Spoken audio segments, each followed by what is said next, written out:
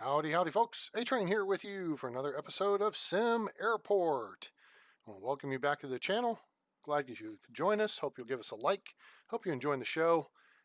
Subscribe and turn on that bell icon so you know when we're going live or upload a video in the future, and share with your friends.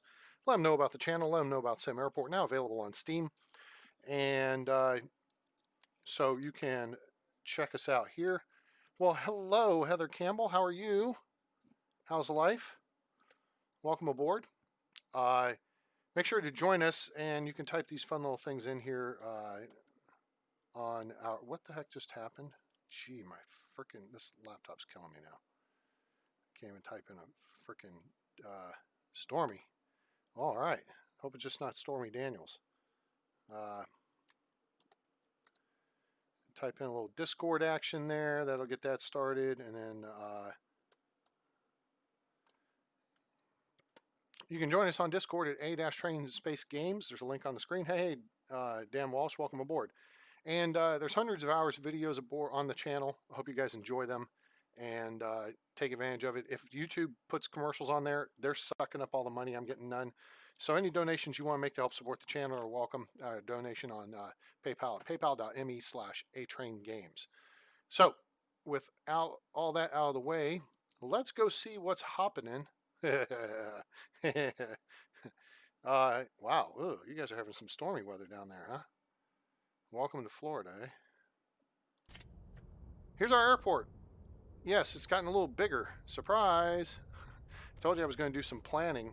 Well, I did a little more than planning, because I'm only planning on going for about an hour to 2 hours tonight instead of the usual 4 or so. Because I have gone over the 900-hour mark with SimAirport and racing very quickly towards 1,000 hours in the game. So you will recall we had a shorter runway over here. This runway has been lengthened to 160 tiles so it can handle medium aircraft. Up here on our A terminal, if you remember the end of last episode, let's see, we had built a remote gate out here, and Lernerville Air has 10 flights a day with Dash 8s off of it. Oh, you don't see the airport because I haven't changed the thing. Whoops. Let's try that again. Let's switch over to that. Thank you. Oops. There we go. Problem solved because some doofus moved ahead and didn't click to change the screen. All right. There we go. I would have realized that sooner or later here. My phone's already switched over. Now I'm waiting for the laptop to switch over. Yeah, I'm waiting for the laptop. Man, whatever. Anyway, okay. Back. Hey, hello. There we go. Thank you. All right, cool. That's huge. That's what she said. This is a little bit bigger than what you're normally used to seeing from me. And it's only 6 gates for the terminal itself. This is the A terminal. All right. And we're only flying A320s. That's the biggest aircraft we're flying in here right now. And then we have a remote gate over here because we utilize this little bit of space right here. And that little bit of space is just enough to put on a bus stop. And you put your remote gate somewhere, and we're flying Lernerville Air Dash 8s out of it.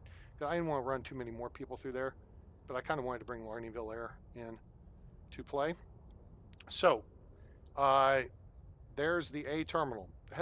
We did expand to 8 carousels for the baggage claim. I do have planning in place. The upstairs foundation is built out. This is designed for security expansion, but I'm not sure we're going to do that. So to prevent annoyance, we're going to remove that. This space up here is designated. We're going to eventually swap out these airplane flights to other gates and demolish the small gates and put in large gates just so we have access to the second floor of the terminal. So we already did that with gate A6. So gate A, all the gates were on the ground floor small. Then we upgraded gate A6. It's now a large gate, but we're still only flying 737s and A320s off of it. But all this is fully functional. We got some first class lounge out here on the second floor. Very nice. Got a cafe functioning now. We got new restroom facilities. We added some additional stairs to facilitate passenger flow. Let's see, the arcade is packed. I mean, look at that. That's insane. All the people wanting to play games and stuff. Security's moving really smoothly. Let me just hit the go button here. and you'll see things are flowing. Now down here, I have made some adjustments. I'm not sure. As I go ahead and just repause the game right quickly. Excuse me. Because all this is going to go away. It's going to move up to the second floor, right? So what I'm thinking is we're going to be moving basically all this retail stuff here. We'll probably shorten and widen out the arcade. We've got the restrooms here, big restrooms here and here. I was looking at possibly moving this female restroom here because we got to put stairs in here. However, what I'm going to do is actually just shorten it and put it along this wall. And then we're going to put a couple sets of stairs here. And those are going to help facilitate, oops, not that way, people getting downstairs from up here to head out to baggage claim. That's that plan. Then move the stuff along the center line here, I think, and I think that's going to wind up along here. And then there will be some replication of it up here, upstairs, along this wall. I may well wind up moving the administrative offices to another location, maybe over here. No, they're not going to go there. No, I'm thinking I might move them to the third floor. That's what I may do. I may put like another stairway over here in visitor reception, since that room is huge, and just put all of us up on the third floor. But so that's kind of the plan for the A terminal, is get gates A2 and A4 up to the second floor, A1 and A3, then it'll be a stack situation. So we'll duplicate the facilities, but we'll open up a lot more space. Security flow will come through, and then I think we'll probably move some of this. That may be contingent upon moving the offices up here too, because that kind of flows right into that space. But the idea there would be put stairs here and send packs up to the second floor.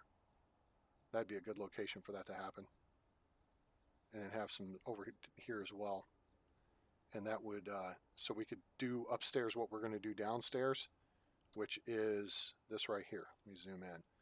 So we'll do a restroom facility downstairs, and you can see the wall cuts across here because my restrooms are typically 4 tiles deep.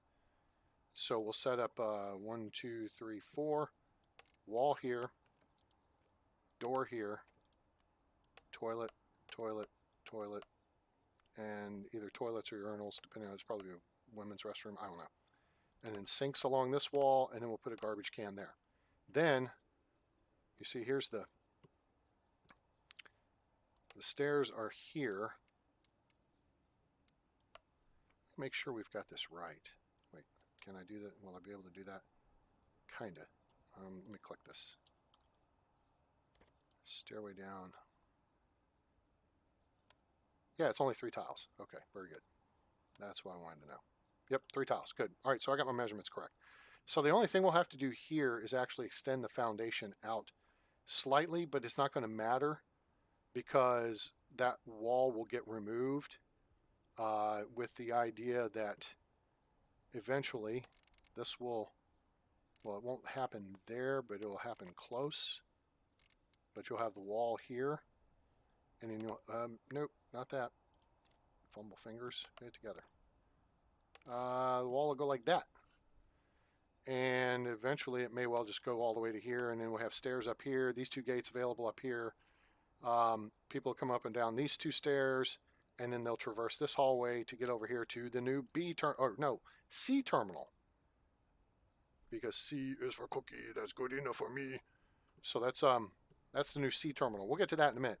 Now, why is it not B? Because B is going to be out here in the boondocks. Yeah, I just pulled that out of my backside. Anyway, so that'll be the B terminal. This is, and what we'll do, because we'll have the space on this ground level opening up, we're going to move the A5 gate upstairs as well, I believe. That means all this seating goes away, and that's where the stairs and escalators will go to create the tunnel out to the B terminal. All right, does that make sense? So that's the hookup there. Let me do something here real quick. Bear with me for a moment. And let me copy that, click that, hit that. Let's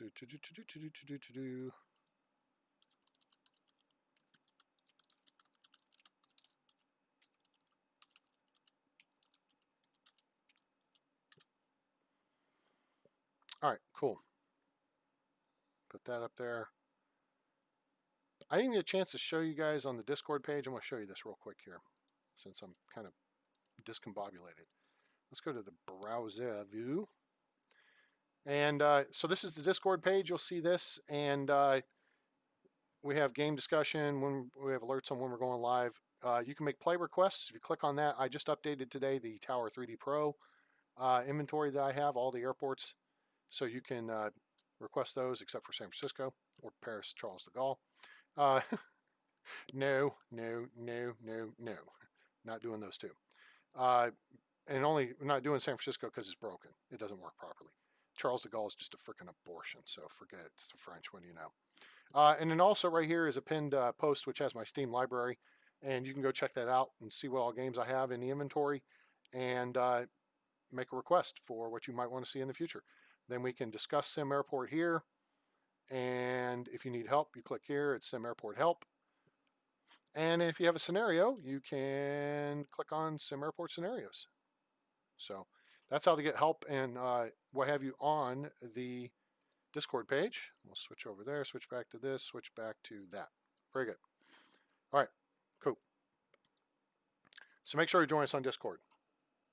Okay, so there's that. Let me kick the game back up here so I actually see what I'm doing. Very good. So now you see what the plans are for the A gate, for the A terminal. There's growth going on, upgrading. I think we're still going to stick with the smaller planes, because unless we make a major upgrade and basically blow up the upstairs here too, which we could do, we got the room for it, and move all this schmutz up to the 3rd floor, which we could do, to move security to the 2nd floor, and then that would allow us to expand ticketing, and then we could increase our passenger throughput. Right now it's pretty good. It's running pretty smooth. We're still not getting the bloody I mean, look at this. It was playing 1 minute late off the gate. Now, we're still okay on the bonus there, but we haven't gotten our bonus in like several days, and usually it's because of one dummy. See? One dummy. Now, planes that are 2 minutes, 2 minutes, 2 minutes late off the gate, you will not get dinged for your perfect ops bonus. It's this one idiot right here who's picking their nose and not, jerking off in the bathroom or doing whatever, and they're not getting to their airplane. So that's what's costing us thousands and thousands and thousands of dollars. So if I wish I could track them down, which I could, if I was watching actively. And I wish I had a lake out here and I could do the old roller coaster tycoon trick with the pincers, pick them up, drop them in the lake, and drown them. Yep, that was fun. All right, let's talk about the B terminal. Or C terminal, excuse me. C terminal. So at first this was just going to be nix all this over here. Imagine that's not there for now. At first this was going to be kind of an extension utilizing the facilities of the A terminal. And then I realized, you know what? Then we have to do the full upgrade thing and blah, blah, blah. And you do get 3 LRT stations. So holy crap on a stick. Everybody's running down here. Jimmy John. Freaky fast. What's going on, man?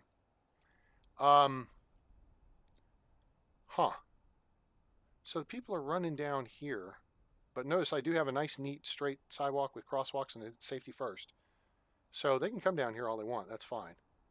They can come in here like this doofus, who's not going to make their, 17, yeah, they're probably not going to make, no, they got time to make their flight. I don't know what they're doing over here. And I probably should have kept these doors blocked off, and I can't pick them up and send them packing. But anyway, so yeah, this is going to be the new C terminal. Cool. I keep wanting to call it B. Now notice we did a little different color scheme in here.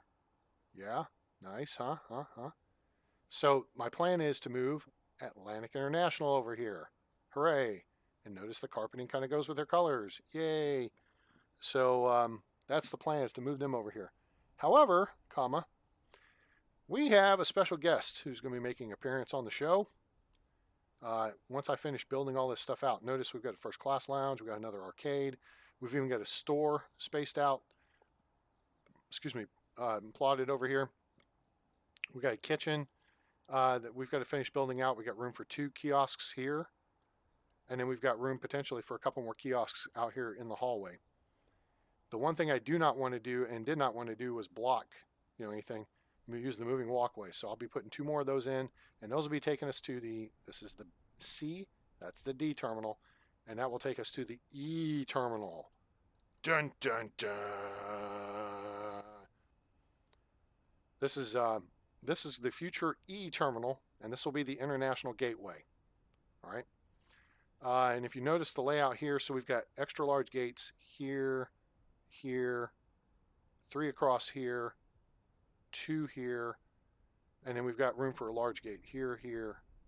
I've got one here, and I could squeeze one in here, but it's getting a little ridiculous. What I want to do is utilize that space like the airport has, lost some flights over time and said, hey, we're going to consolidate gate operations over there so we can build out some stuff here. So what this does is gives us options.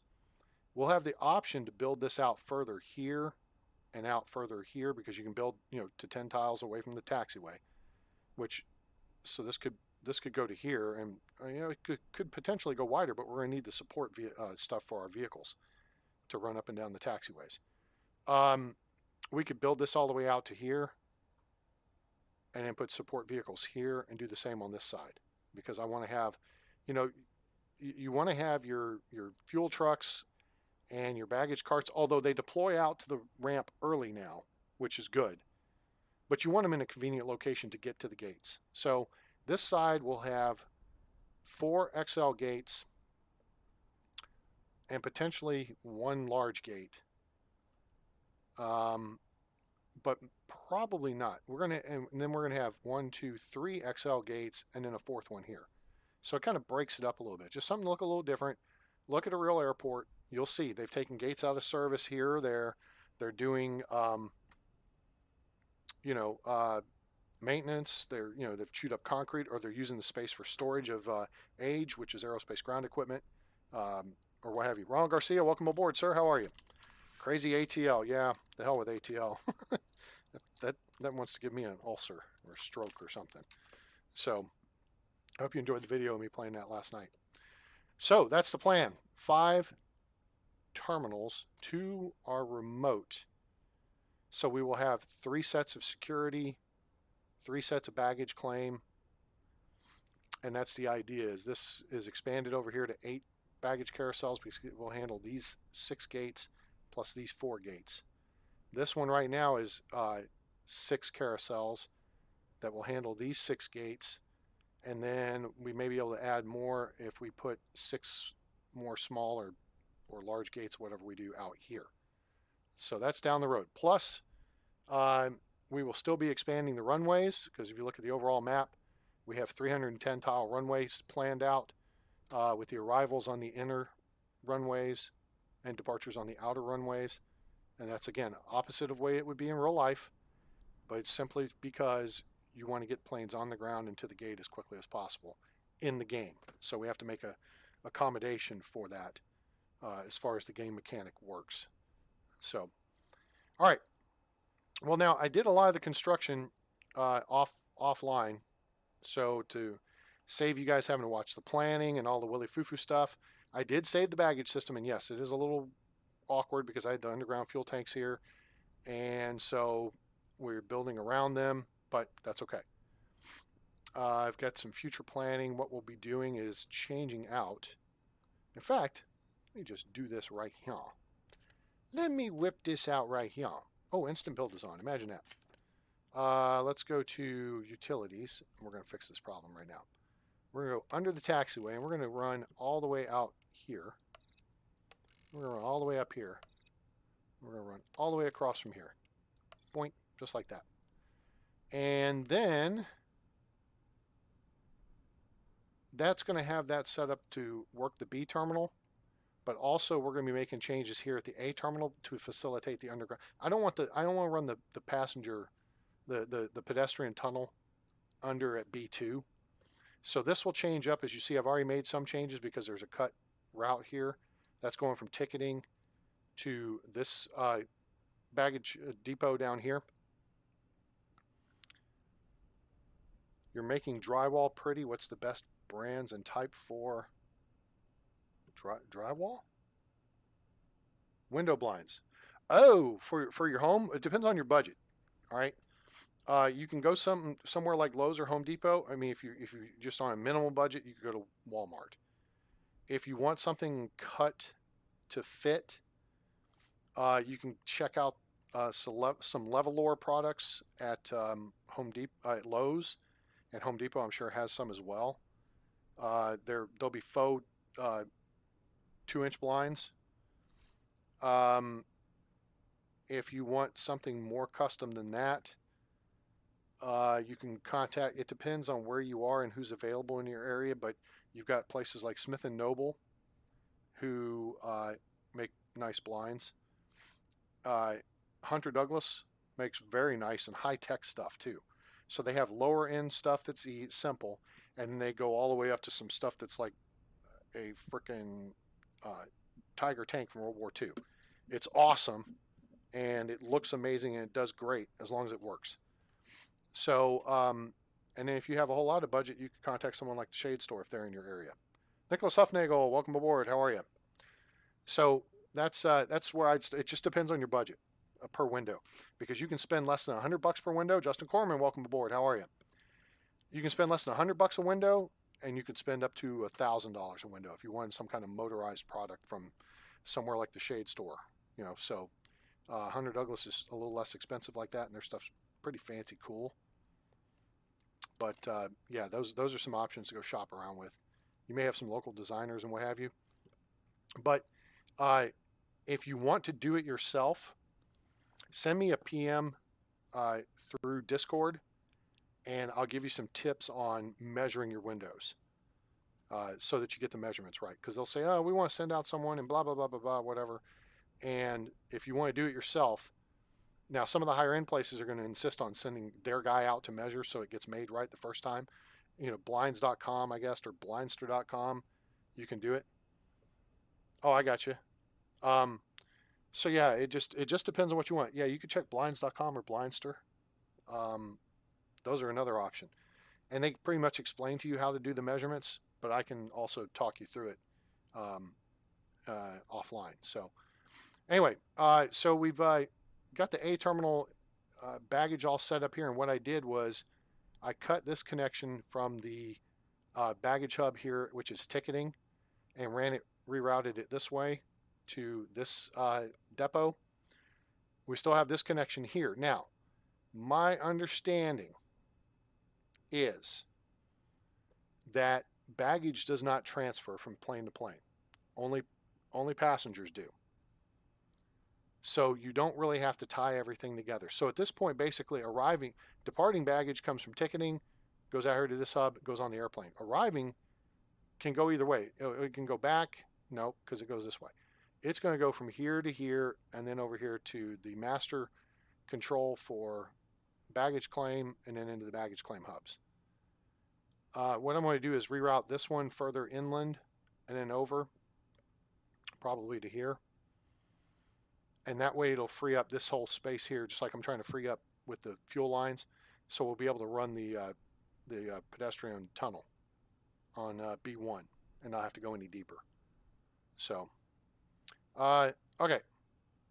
So that's what's going on underground. And then I did save this. So for those of y'all who still maybe have questions about the baggage system, I've got the planning put in place so I could explain it to you. Does anybody have questions regarding baggage? Or do they need a refresher? Do you just want to see me and listen to me walk you through it again?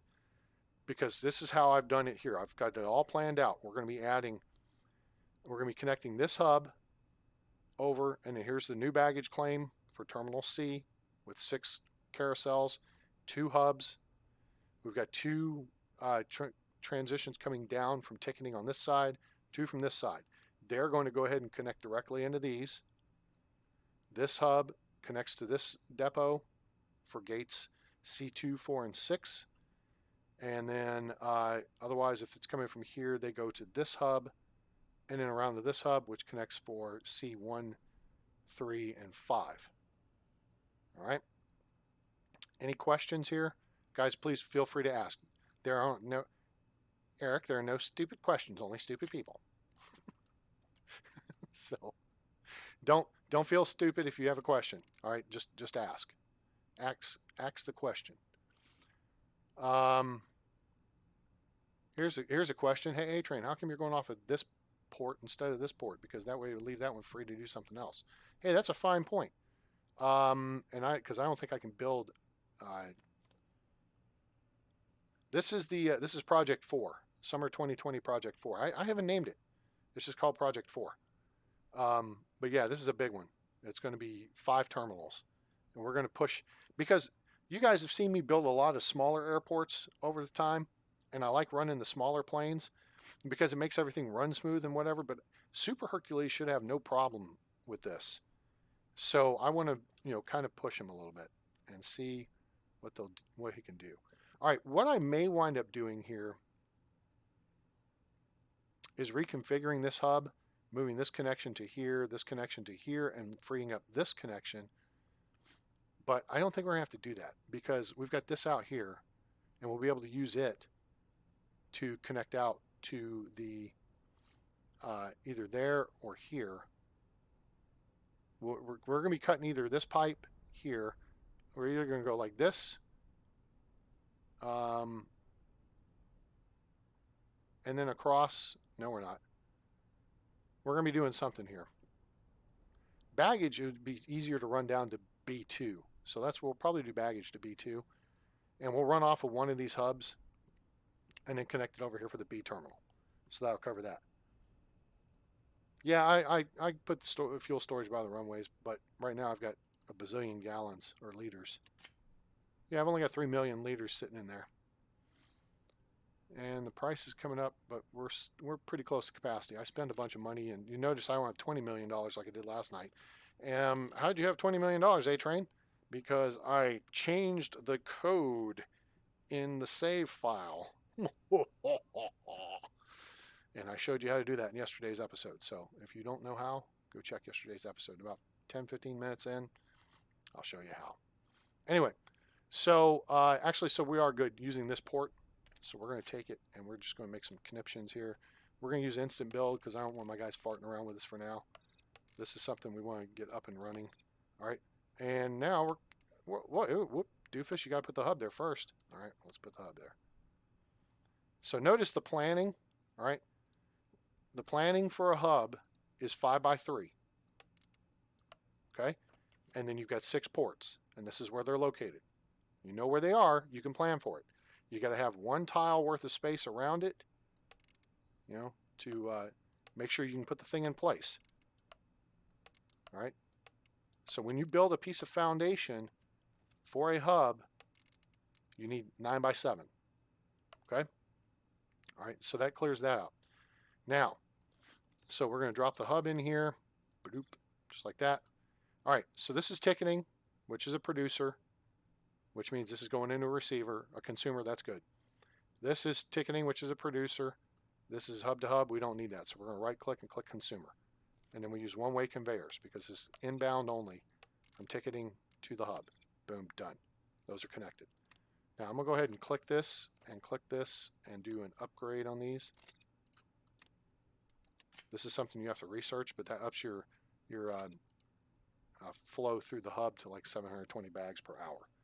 All right, so now we can jump back over here and use the two-way. Oh, this one's wrong. So we got to right-click it. It's a producer. We're going to right-click and make a hub-to-hub connection. Boom. Okay, we're good there. Now, we're not using these 2 ports. We will be using this. This is going to be a hub-to-hub, so right-click and put that there. So now here, we need 2 more. So we'll put one here, put one here. We'll go ahead and drop one out here. Okay, so here, this is going to be a hub-to-hub connection. Hub-to-hub's always on the ends. Okay, we're going to change this one because it's a consumer. Oh, no, it's a producer. Sorry, this is going to bag claim. This is coming in from ticketing, so that's a consumer. This is a producer coming in from ticketing to a consumer. This needs to be hub to hub here to here. All these need to be producers because they're going out to baggage carousels, and this is going to be a producer here. Okay, so now we'll come over here, make our connection here, come down like this, and that's set up as a hub to hub. So you can see the arrows going both directions. Boom, good to go. So then we're going to do our other hub to hub, and that'll be this one to this one. That's taken care of. Now we'll connect in the ticketing there. And I know it's a little wonky, and I wish they would fix it because it should be for simplicity's sake. But see how on the carousels it shows that it's a consumer? This needs to be changed for the conveyor import on the ticketing. Well, it doesn't necessarily have to be coming from ticketing. So, okay, never mind. It would be nice if it auto-switched, though, because it's already hooked up to ticketing. So then the game should know, oh, this is going to be a producer because it's coming from ticketing. But that's okay. Just be advised, to know when you've got to change stuff. All right, so there's that. Let's see. Then we need conveyor outbound to here. And you can't lay conveyor side by side with itself, but you can do it corner to corner, right? So plan for that. Here to here, that's hooked up. Here to here, that's hooked up. Here to here, that's hooked up. All right. So that should be everything on this end. We're going to go ahead and upgrade these real quick. Upgrade, boink, doink. Be great if you could just do this in one fell swoop.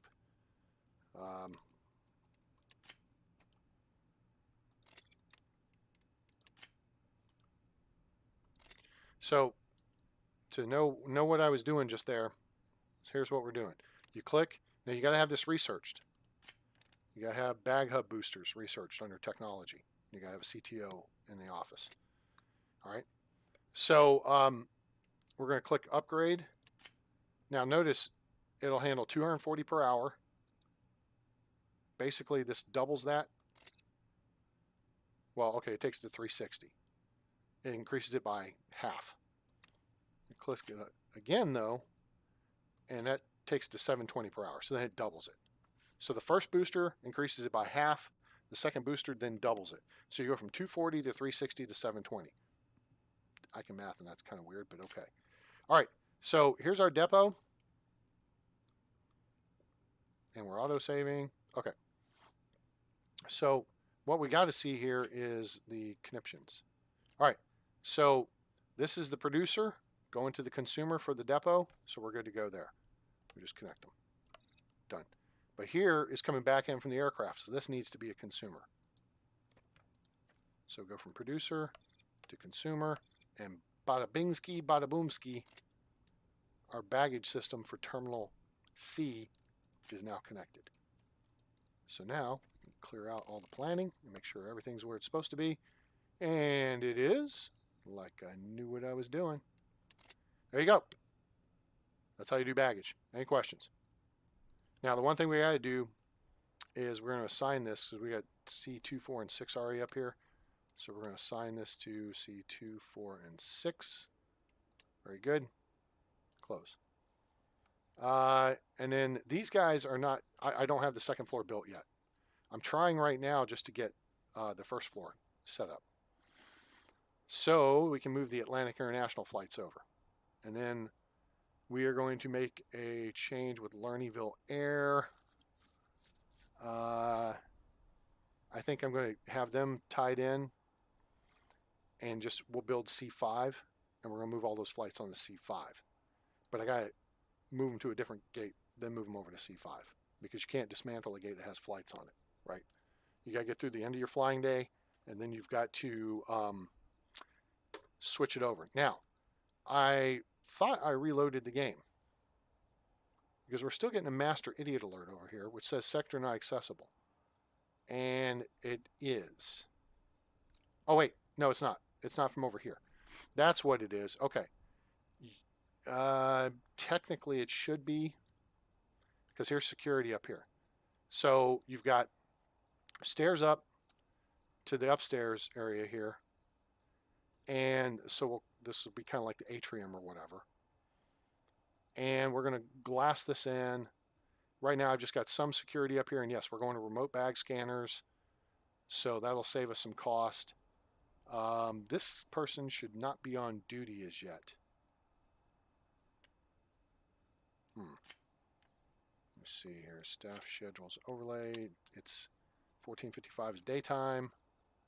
We need retail workers, and you should not be here. Let me see here. Open early AM. Yep. Nope.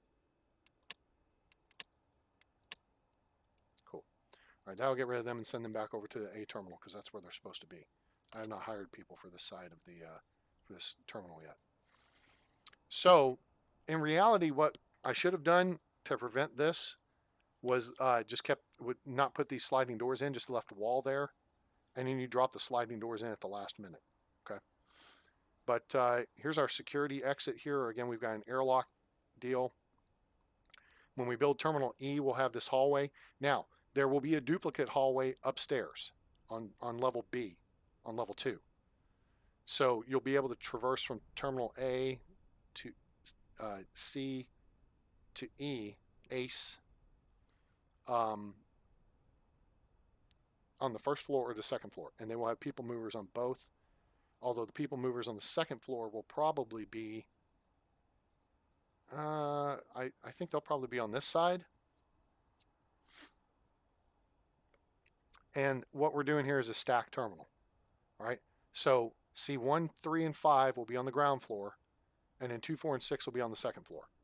We'll have duplicate facilities on both, but what that does is it splits up your packs, and that way you don't have as much in that area.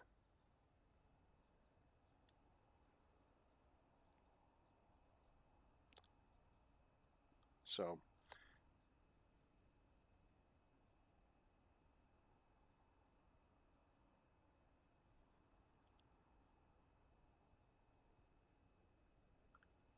all right, so let's move that, push that. Booyah, sweet. Okay, yeah, so when I start adding more fuel, I'll probably put it somewhere goofy like under here or something. So that seems reasonable. All right, but the point of the exercise here for this evening's entertainment is to get the terminal up and running. So what we're going to do is we're going to start shifting Atlantic International. All their flights are currently on A4. We're going to shift them to C1. And I think we're going to move any additional ones over. Lernyville Air, we're going to shift to A4 during the overnight so we can dismantle this gate and rebuild it. And we're going to hopefully get that done before midnight. That's the plan. And we'll use InstaBuild to accomplish that. We're going to turn that off for now. And then we're going to get this terminal opened up and ready to rumble for operations in the morning. So let's go ahead and hit this. Now the question is, there's a couple of questions here. So because I didn't want to totally exclude you guys from seeing, thought processes and things like that, is what we want to put where. Now the arcade's kind of a given. Pinball machines make more than driving games, and the red machine makes more than the blaster game, at least in the default settings. So blaster and driver game are $3 an hour each, or $3 each per use. And then pinball and retro are $4 each. So just something to keep in mind. So I like to put the, what is this? This is the driver game.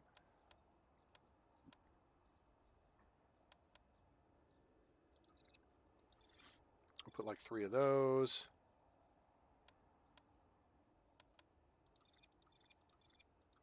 Four of those. And then we'll put a couple of these, put one here, and then put one here, and then we'll put 3 of these guys in. Actually, we're going to take this guy back out, and we're going to put a garbage can in, because I put garbage cans everywhere. Boom. Sweet. And then there's a cool floral pattern. It kind of, from a distance, it looks more like a star field, but if you get up close, it looks kind of like, it's dark colored with light flecks in it. kind of like those epoxy tiles or something. I don't know. First class lounge. So we can fit that out. Let's put in some benches for the booties. And we'll use the kind of smaller ones here. We'll do one there. Say one there. One here. And do a smaller one here. Although I could... See, once again, I didn't think about this in advance, but it doesn't matter. In reality, they would probably be facing outward so people could look at the airplanes, but, you know. Okay, so there's that. Let's do a couple of plants. Let's do these.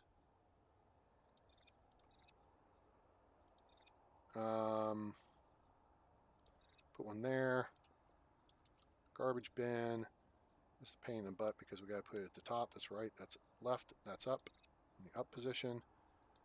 And then we'll put a flight info display. One of these in here. And let's put in a... no, we don't want those. Cafe table. I like these.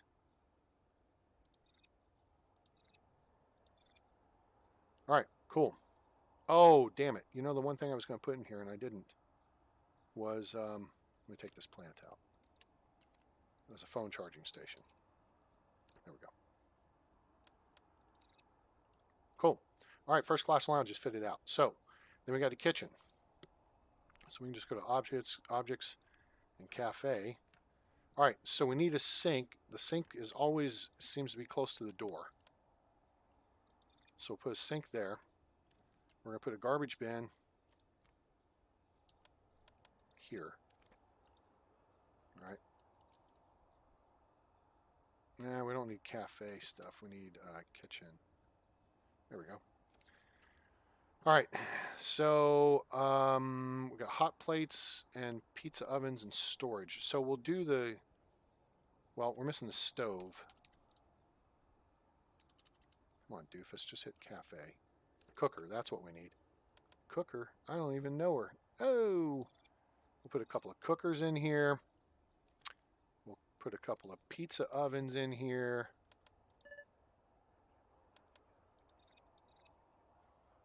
And then we put our prep carts here.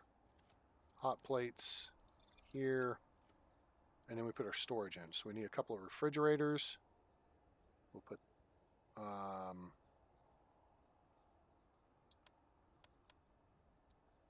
1, 2 refrigerators, and we'll put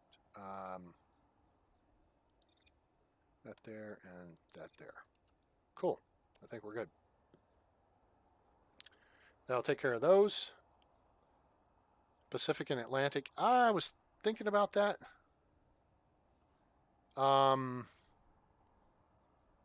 But I have something else in mind. I have something a little southwesternly in mind. So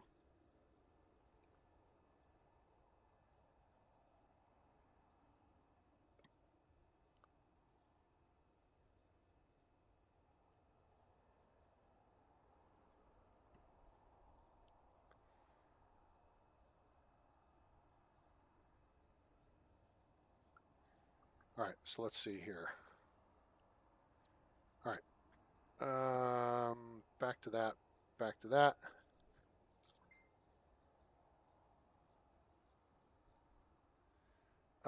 So we have a store now.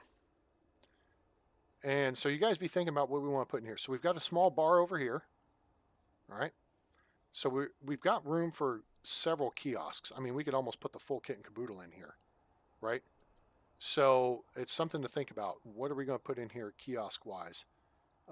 Think about that while I outfit the store. Now, the store has to have a cash register, right? So let's maybe put a couple of those here.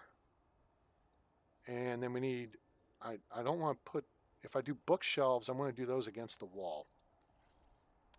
Like this. Let's see what else we got here.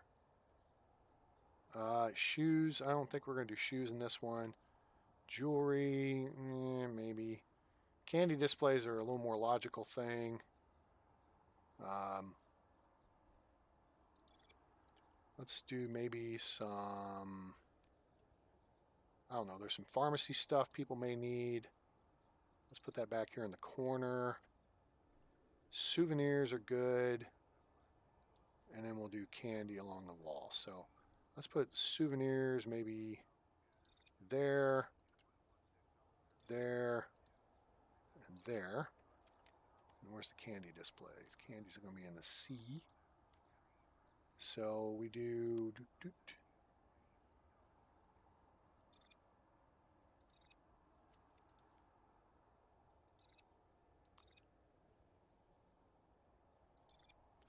And maybe we could do some more book displays. Makeup, jewelry. I feel like I want to do separate. I feel like I want to do separate, stores for clothes and jewelry. Right? I mean, makeup, clothes, and jewelry. I mean, there may be just like a simple makeup thing, maybe traveling patrons need just a little makeup touch-up stuff or something. That's that little book display. I'm going to put another one of those right here. So, okay, we'll do a little makeup display maybe here, and then we'll do a couple more book displays. Cool. And then a garbage bin, because we always have garbage bins everywhere. And then some plants, because we want to make sure the zone is nice and bright with environment, and that helps. Cool. All right, there's our store. Requires products to sell. Okay, well that probably has to be stocked. So, and that stock will happen before midnight, and there is a cash register. So let's see what it does here. Oh, it's got to get built, so that's fine. All right, so kiosks. You got room for 2. What are we going to build? We've got a fully equipped kitchen. What are we going to build? There's the arcade. There's first class coming into play. All right, awesome. Coolio. Get that all built out.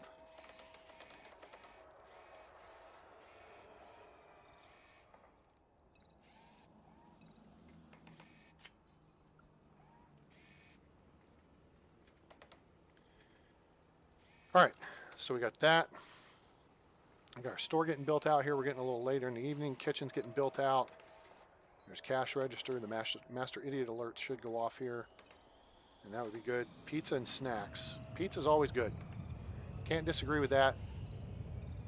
Snacks are kind of an oddball thing. Snacks are something that are not sold in there. Look at that. That's a good looking store, gang. I think I might have done that right, considering how infrequently I do them. Donut shop and coffee. Okay, how about, see, because I was originally going to put coffee here because I did that in the other terminal, right? And then I rethought it and said, let me make the walls deeper and turn it into a bar. We'll do coffee and donuts over here. We'll do pizza and snacks over here. How about them apples? You like apples? I got her number. I like them apples. Let's see what our spacing is going to be here real quick. Objects, retail. Coffee's the biggest kiosk. It's the same size as the bar. It's 5 by 3.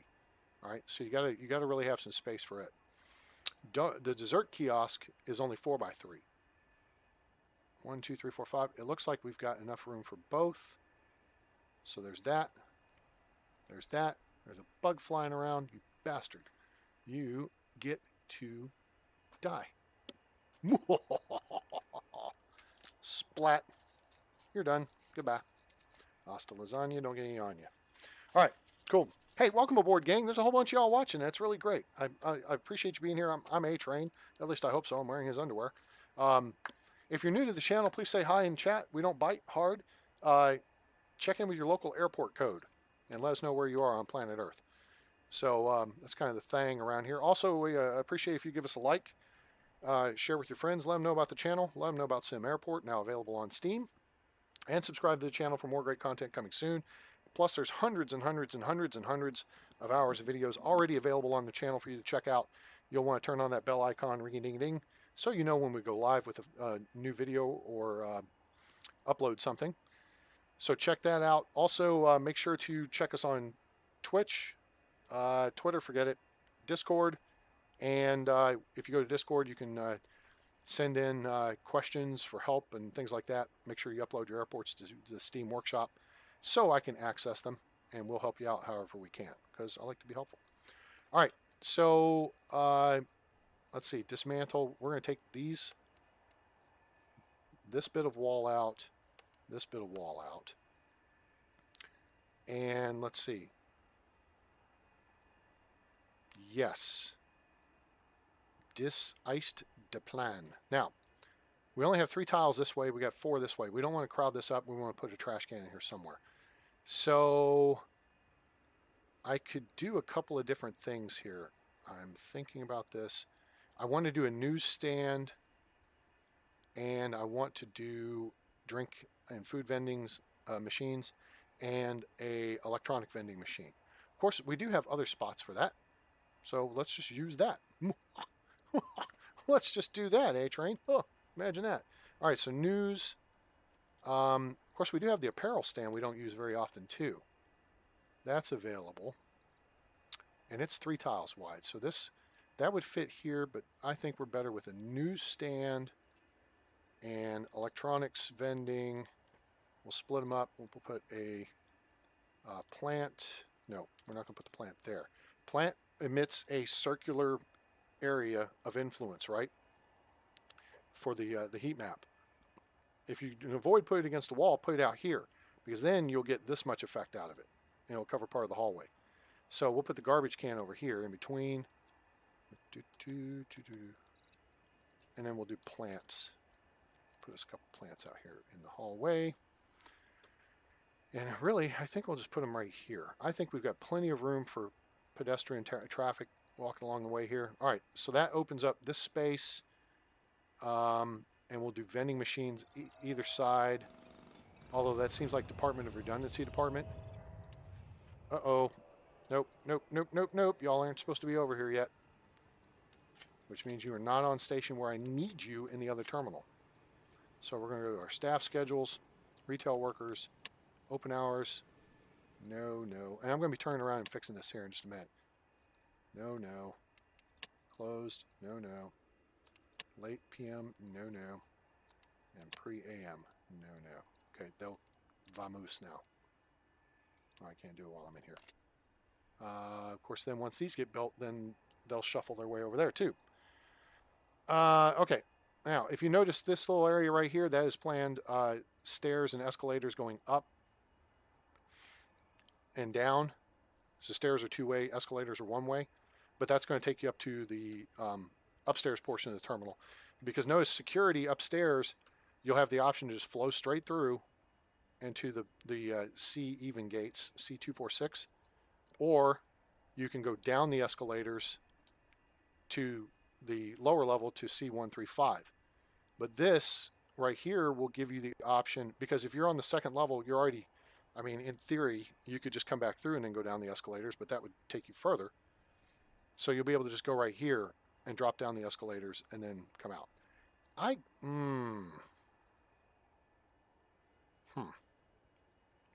suppose I could pull these back a little bit further this way. And that would add a couple more seats and stuff to the bar space. We'll worry about that later. That's not terribly important. Okay, so now we're going to need vending machines. And we're going to do a mix here of, we're going to do a food vending. Oh, we're going to do, and then a drink vending. I know what we're going to do. I know what we're going to do today, Ferb. And then we're going to do an ATM machine. Boink. All right, so there's that side. And then we need a garbage can. Boink, doink, doink. And we'll put that there. That'll get crowded. We'll put this here. And then this side, we're going to do a apparel stand. Cool. All right. Good show. we about have the first floor of the new Terminal C fitted out. We don't have any seating or anything in this area, but ah, crap! Where are these people going? That's okay. We're gonna have this open here in a minute anyway. We're gonna start picking up some lag here too, because we got construction going on that lags things, and we got a lot of packs in movement. So we'll see how this frame rate holds up on us. All right, so we're getting into the evening here. Let's go ahead and start making the move here on the schedule. So Atlantic International is on gate A4. Man, I wish I could just copy all this and drag it all together. Is there a way to do that? Well, that was weird. Nope, there's not. 6:15 arrival. We're going to C1. Oh, I gotta put back on 5 minutes here. That always resets too. That's a little annoying. All right, C1 6:15. So then we go to the 8:15 arrival. Okay, Atlantic. And I suppose I could have done the negotiation thing, but I didn't. I mean, I can still assign the gate specifically to them. 14:15. Okay, let's get you down here. I mean, they are all the flights on this gate. 16:15. This is gonna be 20 or 18:15. This will be 20:15. Okay, good. So that takes care of them. We have a couple more flights of theirs that we're going to shift to C3.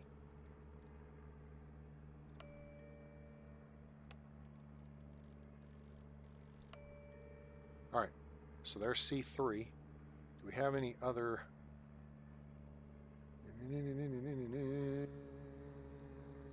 No, I think that's it.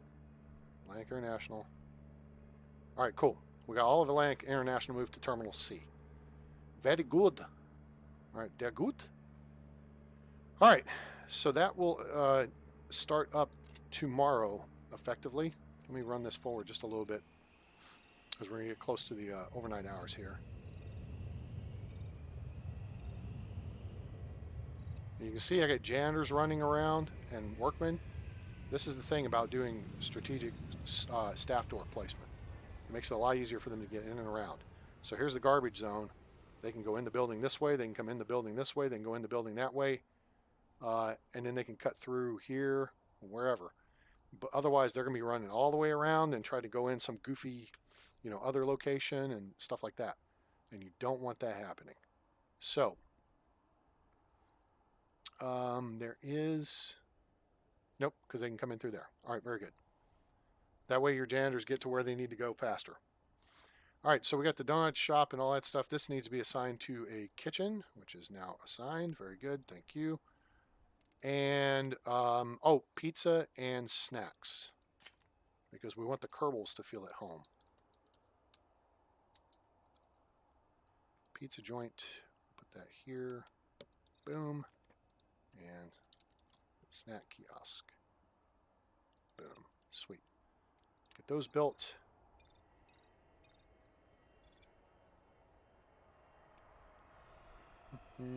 Ah, nuts. Heck with it. We're late enough in the day that it'll be okay.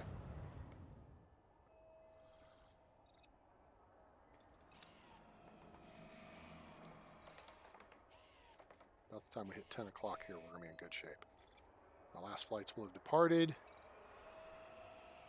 So let's get to 10 o'clock. Okay. To me, the staff doors to the outdoors are emergency exits. Okay, sure. But staff is able to come in through those staff doors. So, yeah, it's easy access to get your staff in and around the building. And, I kind of envision at some point setting it up where you have basically, a kitchen in the back area, and you have your maintenance and you have your electrical in the back area, and there's a hallway and only the staff can access that hallway. But it's kind of like the Jeffries tubes on the Starship Enterprise. They allow you to access, areas that, behind the scenes. So that works out. All right, so let's get this planning cleared up because it looks icky. Done.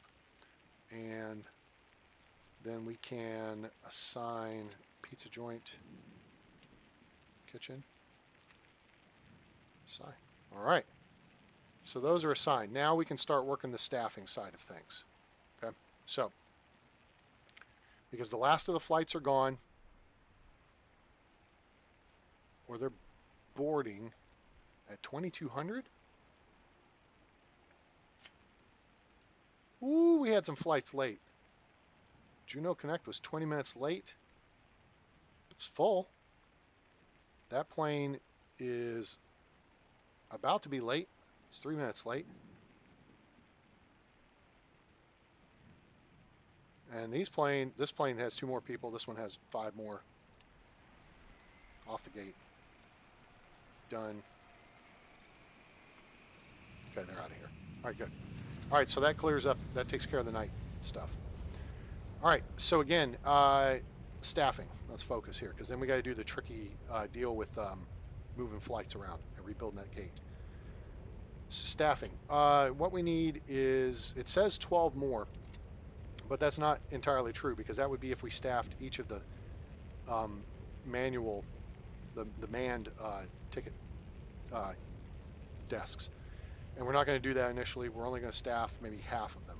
I'm hoping to assign these to individual airlines. Kind of built it out that way, make it a little bit different.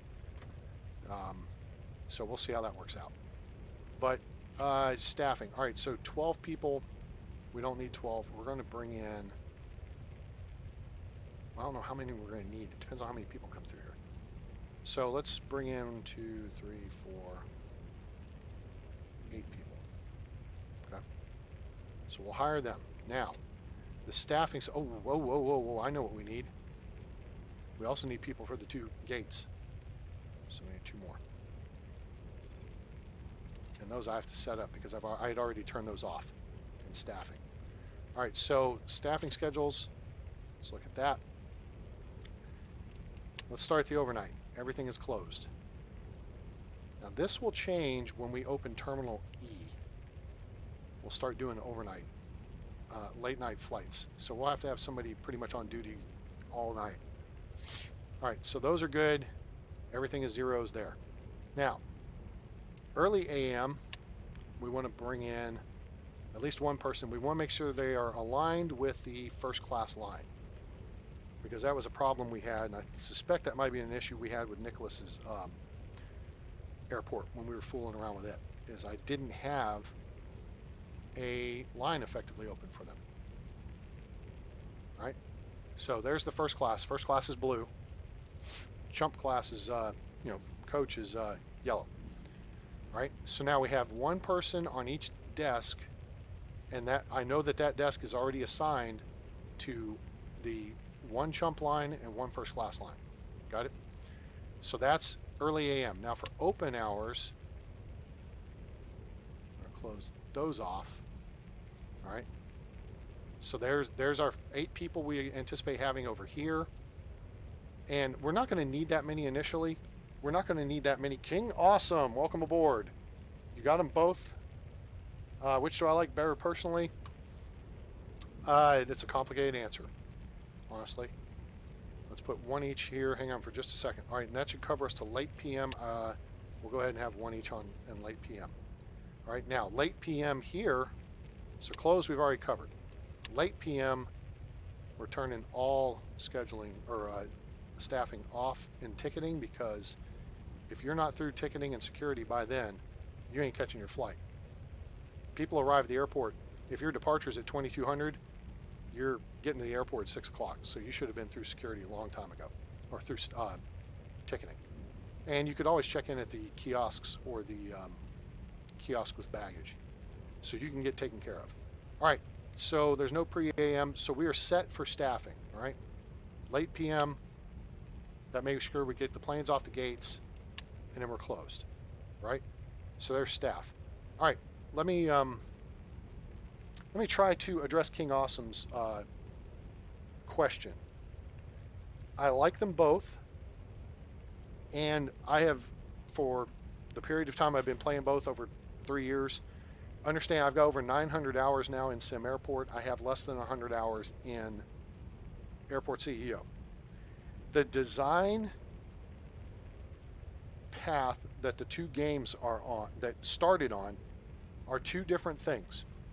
And here's how I compare them. The design of Airport CEO was, SimAirport was based on the Prison Architect engine, the Unity engine. I say this game was kind of like a soup bowl. It's wide, but not very deep. That's how it started. Okay? In that they brought in a lot of big airplanes like the 74 and the A380. They just, boom, let's throw in big airplanes and people can run hundreds of people through and thousands of people through their terminals, and the game will slow to a crawl because we don't have a very efficient coding system for pathfinding and decision making and all that stuff, right? So that was early days of SimAirport. Airport CEO was more like a tumbler, like a glass tumbler, right? It's tall, it's narrow, but deep. They had general aviation and small airplanes, but they had a contract system from the start. So there was depth to it. You could build your own taxiways, and you could designate where the airplanes were going to taxi along those taxiways, right? So there was depth to Airport CEO where there was breadth to SimAirport. Over time, they've gotten closer and closer together, where they're both kind of like mixing bowls. They're big, they're wide, they're deeper, and what have you, right? You've got contracts and you've got administrative functions in here now on SimAirport that you didn't initially have, but you did on Airport CEO. You've got some features on ACEO that you initially had in SimAirport, but bigger airplanes, now they're coming to ACEO. What the developers, I think, at ACEO did was a different tack. They wanted to develop the game to make the airplanes work first, and then slowly introduce PAX counts, and then slowly grow the PAX counts to make sure that the system could handle it. Does that make sense? I know I haven't answered your question directly because I don't necessarily have a favorite. Both have good sides, both have bad sides. But I've kind of gone through my thought process on how the two games have developed over the past 4 to 5 years, and I've spent a lot more time on this, on SimAirport, than I have on ACEO. But I'm waiting for a patch to hit ACEO. ACEO's got a new patch coming soon that's going to be a bunch of bug fixes, some upgraded pathfinding, and they're introducing emergency vehicles and in-flight emergency situations with fire engines, police cars, and hangars that you have to take aircraft to. So you may have a plane coming in with an IFE condition, in-flight emergency, and maybe a medical situation, or it could be a maintenance issue, mechanical issue. You can accept the flight or decline the flight, is my understanding of how it's going to work. You can either take it or not. It depends on what you've got facilities-wise. But the airline will either give you credit or use that against you in the future. Okay, does that make sense? So that you, if you take the IFE, then that bodes well for you. If you don't take it, that bodes against you. But if you don't have the facilities to take it, there's no point in taking it. So say a plane comes in with a mechanical issue, like a fire truck goes out and may foam the runway or whatever, or the airplane lands, maybe has an engine fire, a truck rolls out, hoses it down, and then you have to tow the aircraft to a hangar for it to get fixed. And I think there's there's tugs in ACEO. There are not in SimAirport. So the mechanics of it are entirely different, and it's more focused towards the air side than the PAX side. So both of them went overboard on baggage systems. I think they prioritized that a lot higher than they should have, but whatever. So I have an entirely different design philosophy of how I would do a game, and it's looking like the guys in Russia who are doing Sky Haven are kind of on the wavelength that I would be on. So, which is develop a game, start with something simple, a big grass field, Ford tri-motor, and a tractor, and you have to plow out a runway and, or cut a runway in the grass, and you start building the game along with the development. You develop the game with the history of development in passenger air travel. So you give people something to start with, and then you start advancing your way along. As you go through time, you get bigger planes, you get hard pack runways, you get Martimat runways, you go to paved runways, you go to terminal facilities with a little bit more features and facilities. You develop, control towers, air traffic control systems.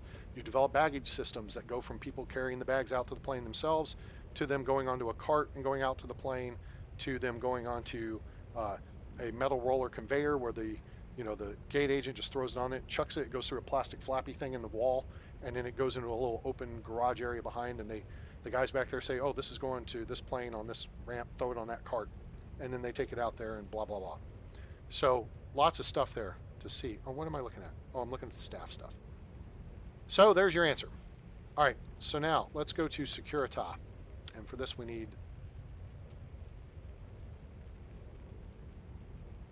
Why? Oh, we're on... I don't need to be on 3. There we go. That's where we need to be. Okay, I've already got this set up for staffing. I just need to hire the people, I believe. Manage staff. Yeah. 53. Okay. All right, so now let's check it just to be sure. Basically, we have open, which is everybody and their brother, which is to get the packs that arrive at 2 o'clock in the morning for their 7 o'clock or 7:30 departure. They get here 4 to 5 hours early. And the reason I have security on staff that early, and I have it fully staffed, because God knows if I don't, we'll miss people and they'll be late for their flights. But the idea there is to just start pushing packs through security. Get them through, because then you don't get a bottleneck the second the security people show up. So if your packs are showing up at 2:30 and your security shows up at 5:30, you're going to have a way long line, and it's going to take longer to push the packs through. So have your security people show up when the packs show up, and then you have a more of a smooth flow. All right, does that make sense? So this should be covered. We have open, we have closed, and we have late PM. Late PM we have just limited, and this really is for people that ought to already be through security. Okay, but just in case, we're going to have some people on hand in case they're late or something's backed up, or whatever. All right, so their security is covered. Now let's look at retail workers. All right, so we need to draw. Oh wait, no, we got a coffee shop upstairs here. All right, so closed overnight. Pre-AM is really early. I didn't put vending machines up here yet. I still got to do that because this doesn't sell food. Okay, we'll put someone on it. Pre-AM, early AM, 1 person. Open for the day, 1 person. Late PM, we're not going to have anybody on staff because, again, people ought to be already out to the gate and past this area. There's no reason to have someone there. That makes sense? All right, so there's that coffee kiosk. Now let's drop down here and start the process over for all these positions here, because we got a newsstand over here we're going to watch too. All right, closed means closed. Now some of this will change again when we open up the e-terminal to international, because that's going all night. All right, so that's all closed. Pre-AM, coffee shop upstairs is going to open. I think the newsstand can open. Pizza joint's not. Put someone on this newsstand. We'll put 1 person on this register. And donuts is open, so you can get coffee and donuts. You could buy we're going to keep the apparel stand closed till 6 a.m. Now, everything's open at 6 a.m. Boom, boom. Bars open all through the day. We get to late PM. We're going to close the coffee shop down. Keep the newsstand open. The bar needs to be open. These need to be open. No, only one of those. Nope, one of those needs to be open. And this can be open. And that's going to basically, people should be boarding the last flights. But again, the schedule could change because we're going to be bringing more planes in on this terminal. All right, so we need 9 more. Okay, so that's covered. That brings us to chefs. All right, You have closed. You have early AM. We're going to have one chef for that. And then open time, we're going to have 2 chefs.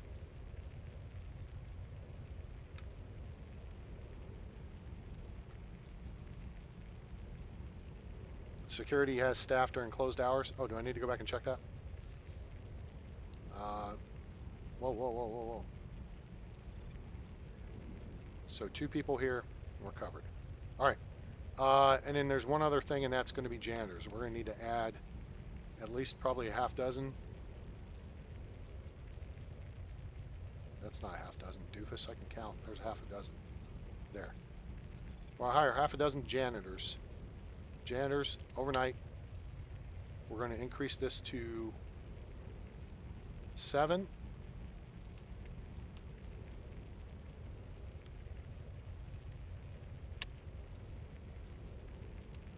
You know what, there's either open or closed for janitors, I think. And since we got people on overnight, we're going to extend the closed hours. Okay, so we have half the staff on during overnight. That'll help get things caught up and cleaned up. Plus, they're closer to the C terminal. And then for the daytime hours, we'll have everybody on. All right, good show. We may need to add some more dumpsters too. We haven't had trash collection yet, so let's. 73 out of 160. We have trash collection twice a day too, I think. So that'll work out. So we'll monitor that. But yeah, with all these, I mean, we got 12 trash bins. That's 120 things of trash right there, and we can expand it. So we got plenty of flexibility there. Okay, that covers our staffing. Let's go back and review the security situation. Closed. Upstairs. We did not do this correctly. All right, nope, nope, nope, nope, nope, nope, nope, nope, nope, nope, nope, nope, nope, nope, nope. I kind of wish the default position was 0.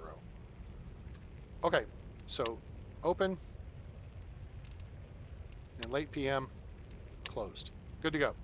Staffing is handled. Handle it. So next episode, we'll probably deal with building out the upper terminal area here. But I'm going to try to have a little razzle dazzle in here. Oh, I got these cool setups here too. If you guys haven't seen these are in the Steam Workshop.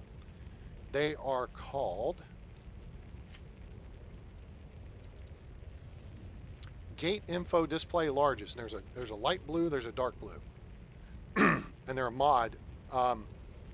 They're cool as hell because you tie them into the gate, you assign them to the gate like you do the gate agent desk, and they show the gate number, they show the status of the gate, they'll tell you what airline, what flight number, its status, arrival and departure time, just like a real deal. It's super cool. So I totally recommend that mod. Other mods I got going are the apron parking places, which are super cool because they look better than the silly hangar building that's enormous and only holds 5 vehicles. This only holds 5 vehicles, but you can stack them. Okay, so if I go over here, I've stacked 2 of them. I mean, you can stack stacks on stacks on stacks, right? Like Cheez-Its or whatever. And it just makes it look like there's more vehicles there. Excuse me. It's got to be up against a road or a taxiway. And it looks more realistic. You can see vehicles parked. They don't park in a hangar. They park on the ramp. They sit out in the rain and all that crap. So that's the way it ought to be. So it's set up the way it ought to be. So that's a really cool mod that I recommend. What else do I have going here? I've got these information TVs, which are super cool. They look like this. All right, they're nicely done, and they put off a really good bloom. Oh, I'll go back to that in a second. So I'm talking about this. There's the bloom they put off. They put off a 360-degree bloom of information. So that'll really punch up the numbers for you if you need them. All right, it's very helpful. One more thing tied in with these guys, these Gate Info Large, there's a smaller version too. And it will scroll stuff across as opposed to having it on all the time. it scrolls the information. So it's pretty cool. So instead of this big one, you could put the small one up there, and it would work. All right, so we've got we got drink vending machines, we got a bar, we got food, we got drink, we got kitchen. Everything needs to get stocked up, and it will. The chefs need to arrive early, and they'll start stocking these things up, which will be a bit of a trick, but they'll get caught up. So we got the arcade, we got the first class lounge, everything is set there. Restrooms will open up. All right, we're ready to open this place up. So the front doors are good. It's security. That's good. The only thing we don't have open here, which is what the thing is, I think it's fritzing about, is this right here. So now we're just going to take, we're going to let these packs run out. Some people missed their flights. Crap, I ain't got time to wait for y'all. Ain't nobody got time for that. Are we on, it doesn't matter if we're on, nope, we're not on instant build. That's okay. Okay, so that should work there. See, we redid the restrooms over here when we redid baggage claim, which took away our curve, almost curve look there. All right, so now our mission, we've cleared off gate A4. So now we can go into the schedule, and we can move Lernyville wherever we want to, actually. But we're going to be putting them on C4.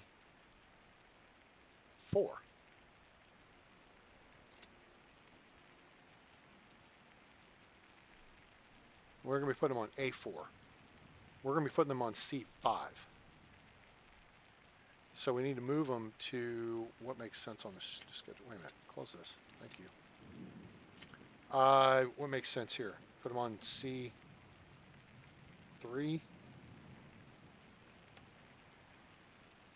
Let's just move these guys from that. We're going to go to instant build. Make sure we do this. All right, we're going to move these guys to C. Oh, let's move them to C4. That's where they need to be, and then we'll juke them over. Wait, what time is the first one? 6:45? Yeah, are they on the 45s? Yes, they are. 15? Yeah, okay. So this now needs to slip back. Actually, it doesn't. Just move the damn flights. You're overthinking stuff here. Because I'm going to be moving them again anyway. Right? So Atlantic, this can move back here.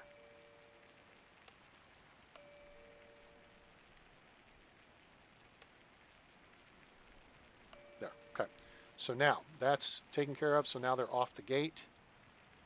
So now we can dismantle the gate. It's gone. Goodbye. And now we can build an aircraft gate small. It's going to go there. And this is going to be Galaxy C5. Which kind of seems silly, but now that I think about it, we're actually in good shape. We're going to assign this here. Close. We're going to build our queue line. Doesn't need to be big because it's 50 packs flight. This is actually bigger than it needs to be, but that's fine. Everybody can use that same queue line. You ain't special. Okay? So there's that. Handled. Now, who's this? Staff. Marlon, what are you doing? Taking a walk? Checking out the new place? What are you doing? We use our clone tool. I'm gonna clone all this and slide like that. And plunk it down there. Boom. Confetti. And just like that, we're ready to change up the schedule. This now is redundant. We'll keep it, but actually we can do this. We can dismantle that, dismantle that. Now these are sliding doors. We just need to get rid of that, that. And we will wall that off. And then we'll put windows into place. And those arrows should disappear at some point. Now that said, we can get rid of the apron bus and add in an additional baggage car. Swell. Good to go. All right, so now this is assigned. It needs to be assigned over here. Done. We got 4 baggage cars and a fuel truck here. How much fuel can the fuel truck truck if the fuel truck could truck fuel? And now we need to move the Learningville Air to C5 starting at 645. And 815. So Learningville Air, we're going to say, is in a code share alliance with Atlantic International. And they do the local commuter stuff.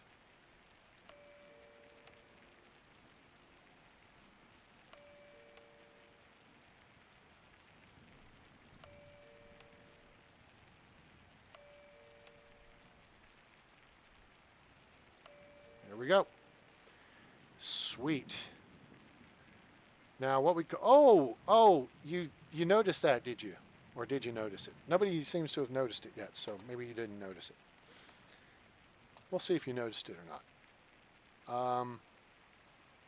Let's see if Atlantic's got any more flights we want to take. Well, they got a morning A320. I think we can take that. And we will drop that sucker in over here at, say, 0700. That'll do. Shorten that to an hour and a half. Middays, you don't have anything, that's okay. Not yet. We'll take the bigger planes at some point, but we're not going to do it yet. All right, so that picks up another flight for this terminal. And while we're at it, let's go ahead and do the Department of Redundancy department and clone tool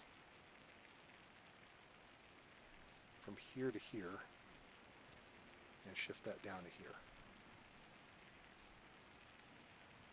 Boom. Sweet. I like it.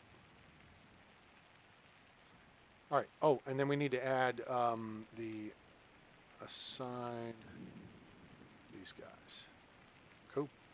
There's that. Let's put in one of these nifty signs here.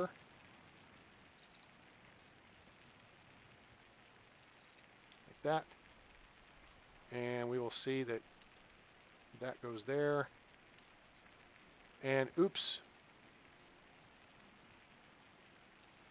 Again, I submit to you that this is actually kind of a cool bug. Oh, by the way, did you guys know that Yahoo's saying that neck gaiters are worse than not wearing a mask? Some study says that. So I don't know whose study. But somebody says it. So, whatever. Whatever works. Or whatever doesn't work. Whatever you want to do. Mask or no mask. Whatever you want to do. All right, so there's that. Let's close that, which means we need to, no, we don't. We do not need to add, we just need to change the staffing schedule. We do not need to hire a new staff person because we're just moving them over from what would be the R1 desk to this desk. So let's go to staff, closed, 0. Oh, I already had it set up, but open, needs a person. And then late PM, we'll make sure someone's on the gate. Because if you have a flight that gets delayed and your gate agent bails, then people are standing there like, hey, wait a minute. How are we supposed to get on the airplane? The gate agent just bailed on us. And yeah, it gets ugly real quick. So not so good. All right, guys, I think we've got this covered. Now, we may make the flooring pretty in here at some point. We're just not going to do it right this minute. So what else do we need to do? I know what we need to do. We need to see if we can get some more flights. And we don't have these gates ready yet. We do have A4 ready to take flights. So let's see what flights we have available. Let's see. Aerostar. Oh, wait, we need to put on a small gate. Sparkjet. Yeah. All you guys. What are we looking at again? This is gate, what? A4, which is completely open. Right? Let's just see who's got what. Wait, who? What? American? WestJet? What? A-Train, what'd you do? Surprise, bitches. I went and downloaded some airlines.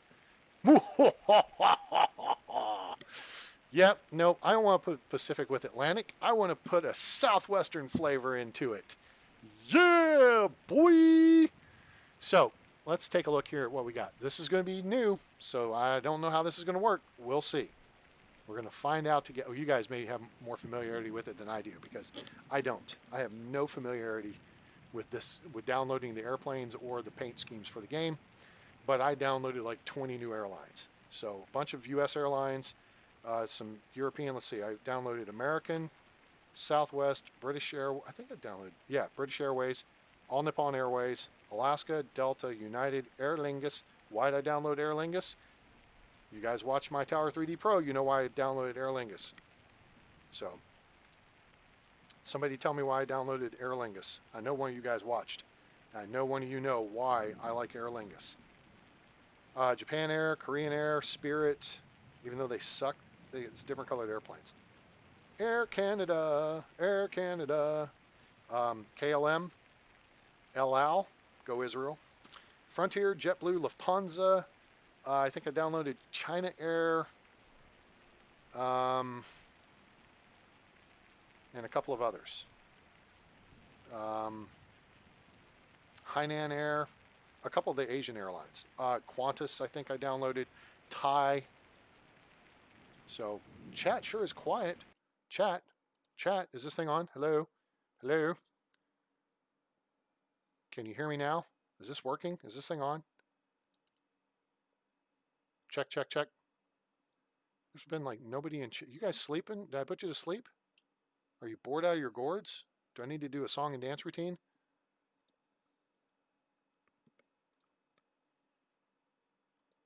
Anyone? Bueller? Am I talking to myself? Wow. Okay. I don't know where we're at, but... All right, well, let's look at seven. Hey, look, it's all 737s. Imagine that. And a whole bunch of them from Southwest. It's working. Hooray, somebody's awake. So, can anybody tell me what... Hey, Panadar, welcome aboard. I mean, I know I'm on like a 30-second delay on my end on this, but geez. Can anybody tell me why I pulled Aer Lingus? All right, so we've got Max 8s and Max 7s, which I'm not terribly keen. We could simulate the fact that they're not flying. But then again, we could just say that they are flying. No, I didn't download A-Train Air. Welcome aboard, Alex. How are you? So let's do we want to do the Maxes? Do we want to say that Boeing actually got them right? Let's do a Max 7. Let's do a Max 8. Let's do a 800. There'll be the morning flights. Let's see where we want to dump them in here. Hey, this looks pretty good. 6:45. That looks like a good time. And let's give them an hour and a half on the gate. It's working because you want to use a U.S. carrier. Aer Lingus is not a U.S. carrier, my boy. Aer Lingus is from Ireland, which arguably I'm Irish. Fair skin, red hair, blue eyes. Southwest. Okay, where are we going? We're going to gate A. Wait, we're going to A4? Yes, we're going to A4. All right, so that means 8:45 arrival for our next contestant. And we shorten it to an hour and a half. I dumped two. Aer Lingus? I didn't dump Aer Lingus. No. You guys are behind. So, do you understand the words coming out of my mouth? I downloaded a bunch of mods, airplanes and airlines. And one of them is Aer Lingus. Why would I download Aer Lingus? If you watch my Tower 3D Pro videos for places like John F. Kennedy, what's the F stand for? Fucking. There's a story behind that too. John fucking Kennedy. you would know that I like Aer Lingus is one of my favorite airlines because of their call sign. Just like British Airways is one of my favorites because of their call sign. British Airways is Speedbird. Aer Lingus is... What's their call sign? Anyone? Shamrock. That's their call sign. I like it. Shamrock and Speedbird, that's right. So that's why I pulled Aer Lingus. Plus I wanted a green airplane. Green airplanes are cool. I like airplanes with a little color on them. All right, so we got max 8s, 7s, and 800. We'll pull another 800. Let's see here. Hang on a second. So we are going to play with some Southwest here. Now wait a minute. That's a 12:15, so we need a 12:45, which is right here. Starflight's at 12:45, and Lernyville Air is at 12:45. You guys will figure it out. You know what? So we'll slip it back to 1 o'clock. That's fine. No, we'll slip Starflight back to 1 o'clock because Southwest is higher priority. All right, cool. Which means this guy goes in here about 14:45, and then we slide this down to an hour-and-a-half duration on the gate. Very cool. Do I know who? Anyone know who Clipper is? Clipper. Is that current? I mean, was that wasn't Pan Am, was it? I don't know. I don't do a lot of the foreign airlines because I don't do a lot of the foreign airports. All right, back to Southwest. Let's do a max 7, and then we'll put that in play. 16:45 looks right. Drop this to an hour-and-a-half. Very good. And then we got room for a couple of evening flights. So we'll pull a 700 and a 8W. Sure. So I think we've got at least one of all 4 of their airplanes. 18:45. Drop this down. Hour-and-a-half. Ah, crap. We're going into overtime here. 20:45, which is going to take us to 22:15. But we do have staffing on the gate, I believe. A4, let's check.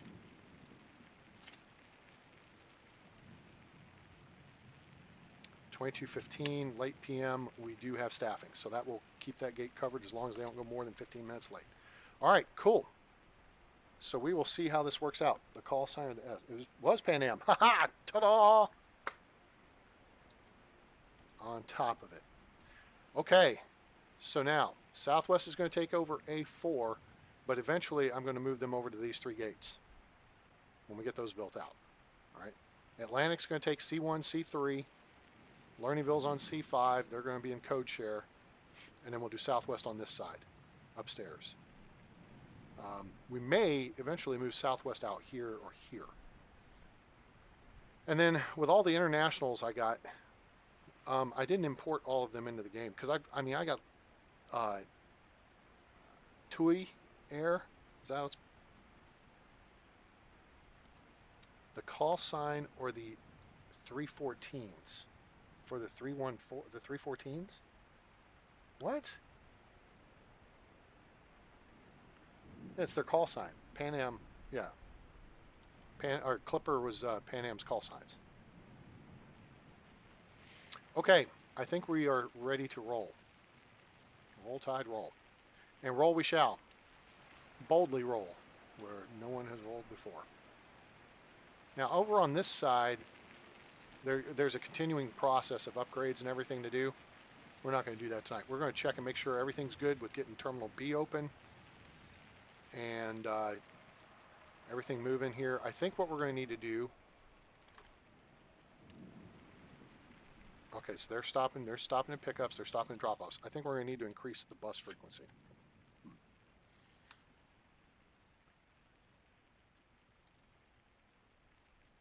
Light rails every 30 minutes, buses are every 15 minutes. No, that should be good. 1 time per interval. We've only added 1 set of airlines. Now, We've only added, how many flights did we add? 7, 8, A4, 1, 2, 3, 4, 5, 6, 7, 8. We added 8 flights. They're 7 threes. They're on this gate, which is where we had 8 flights, but we moved that over here, which has got all this new facility to work with. We got 3 additional flights here, which we moved over. And then we got 10 flights here, which we moved over. So day one's going to be a test. Oh, we still paused it right at midnight. That's pretty impressive. We didn't get our perfect ops bonus. I'm hoping the lightening of the load over here is going to help that.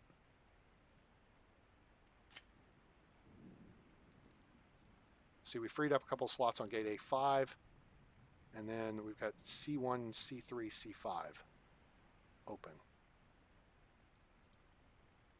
Now, if you want to see, so I imported into this particular airport Southwest, Spirit, Alaska, JetBlue, Aer Lingus, but we won't see them until we open the E-terminal. All Nippon Airways, WestJet, and American. So there, and I have 2 different paint schemes for American. I have the old one and the new one, which you see both of them here. I think, yeah. I think I've got both the paint schemes in here. A322 with so that's an A330-200 with the Rolls-Royce engines. 738, yeah, A330-300 with Rolls-Royce engines. You'll see all kinds of goofy designations. A321 with CFMs, A320 with CFS, this is a 777-200 with GE engines. Yeah, so, and then they have different lengths of runways they need, minimum lengths. 240, 320, 240, 90, 150. Well, wait a minute. Those are all the basic. Huh, okay. Because if you remember, and I'll show you here real quick because there's a way to do it. When you build the runways now, back in the original, before all this happened, you had 3 runway lengths. You had 90 tiles for A320s and smaller. You had 150 tiles for 757s, 767s, and 787s, but the 787 goes on an extra large gate. So you can have the 150 tile runway, but you got to have an XL gate for a 78. And then you have the A330s, 777s, 74s, and A380s that go on the 240 tile runway and all use the extra large gate, right? That was how the game originally worked. So what you do is you click and drag, and you see it says is suitable for too short for all aircraft. So once we get here, now you can see all the airplanes that work, and that's all mods. Because the base game only has the A320, the 737, the Beech 1900D, the CRJ 900, the E195, and that's it from this list. Yeah. So you have the 1900, that's 19 seats. The Dash 8. Yeah, I missed the Dash 8. Dash 8 Q400, which is 50 seats. The CRJ 900, which is 75 seats. The E195, which is 95 seats. The 737, which is 140 seats. And the A320, which is 150 seats. So you got to have a 90 tile runway. Of course, I always make mine 10 tiles longer because it looks smoother when the airplanes land. But now watch, this list will grow as I continue to scroll out. See, some planes just got added. And as we continue scrolling out, more planes get added. So there's a minimum runway length for some of these planes that's between the sizes of the previous conditions. So here's 150 tiles. All these planes can land on 150 tile runway. You add from the base game the Boeing 707, the 767, and the 787. But here, you can see there's mods. There's a 757-200, 767-400, a BCS-3. I'm not sure what that is. A321s, and you got multiple A321s. CFM, CFS, which are the engine types. Neo. You got the A320 Neo. You got all these different 737s that take a little bit longer runway. Why the 757 Okay. Well, whatever. Anyway, they're all there. So then you keep going out, and that list just keeps getting bigger and bigger until you get to 240, which has the biggest of the bigs. That's the 777, the 747, and the A380 is a 240 tile runway. Now, the way I've got this set up is that's going to be the runway, 310 tiles. But that's going to be the departure runway. We're not going to build that right now. The red that you see on the screen, that's my runway planning. These are 310 tile runways. This will be the arrival runway. And you see all the turnoffs at the various lengths. That's so that planes, when they land, they can turn off. So this will be basically 100 tiles from the end of the runway to here. So then the planes don't taxi any further than they need to. Boom, they get off and they get out of the way. Likewise, something that needs 150 tiles will go to here. Boom, done, out of the way. These two will cross. And so we'll have two parallel north-south and two parallel east-west, all 310 tiles long. They'll be capable of handling any airplane in the game. Oh, it's an A220-300. Okay, cool. Thank you. And the arrival runways are closer to the terminals just to expedite getting them on the gate. Getting them off the gate, that's the time they're off the gate. And then they can taxi out and they can take off on the far runway. So that should help speed things there. I may even have these set for departures as well. It's just going to be a timing issue then. But the idea is eventually we're going to have 6, 12, 18, 20 small and large gates plus 6 extra large gates and then possibly a couple more large gates over here on the international terminal because you can bring in 7 6s. Although I use extra large gates. I may change that up. I may make them all XL. You can put any size airplane on an XL gate. It doesn't matter, right? So I was just trying to work some size stuff there. So I don't know. We'll see how I do that. We will see how that shakes out.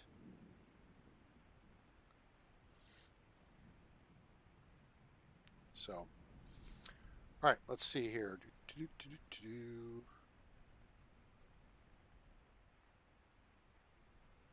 All right, so let's get this rocking and rolling so we can see how it works out and we get some Southwest planes in here because I'm excited. I'm excited to get Southwest in here. Now, first thing we want to do, we're not going to get planes until... All right, where are you guys going? What are you guys doing?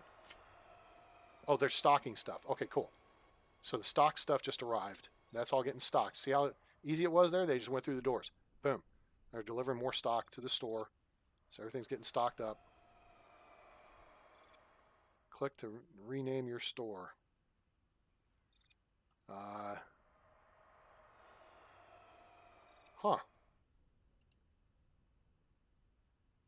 Click for kitchen overview. Now, if you're not familiar with this, let me pause this real quick because packs are going to start arriving here in just a minute.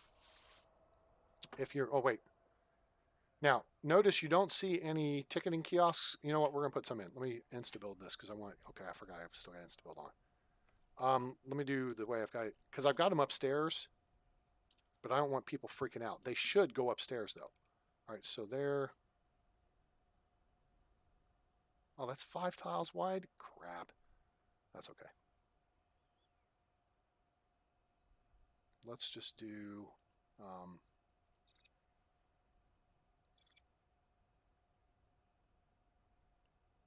3. We'll do ticketing kiosks.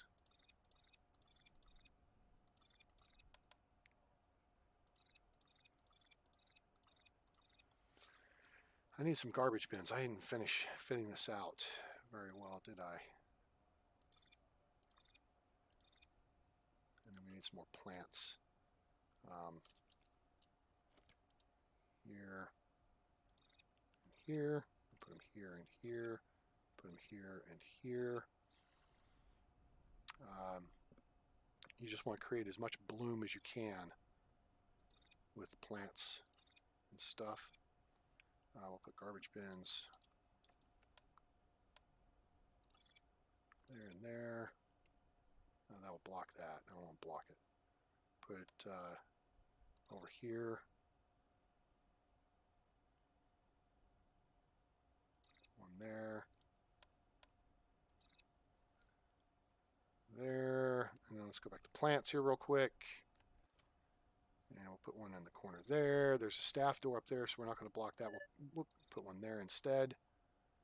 And that's pretty good. Let's do some more of this deal. Wait, there's a fountain. Display fountain. Let's put a display. Now this big fountain goes outdoors. I got those at the other terminal. Which one looks cool? That one looks okay. That's kind of simple. I like that one. All right, so we're going to do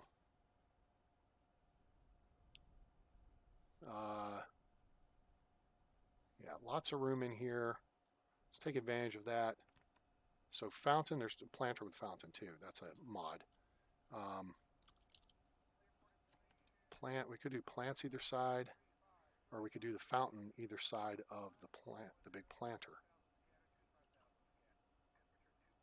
Huh. That's not bad. Kind of like that. Because the planter kind of dominates the... Oh, you know what? Then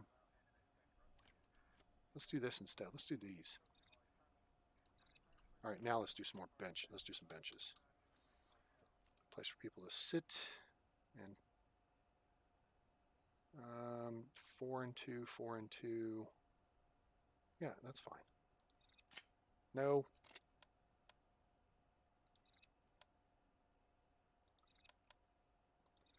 And then do 2. There. There. Okay, so that's kind of cool. And then kick upstairs here for a minute. We really don't have anything going on up here for people to deal with. I guess I could throw some restrooms in, maybe, but those are downstairs, and there's plenty of them. So they should come up through here, just check in through security and then GTFO, right?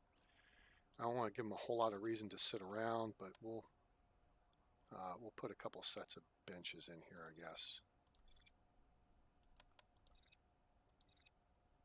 And just do a couple more. Oh, doofus. Of course, I could have just done copy and paste, but I didn't. Doink, doink, doink. Garbage bins. Got to have garbage bins. Left, up. Put one there. Down. Plants. Put those here. There, there. Here and there.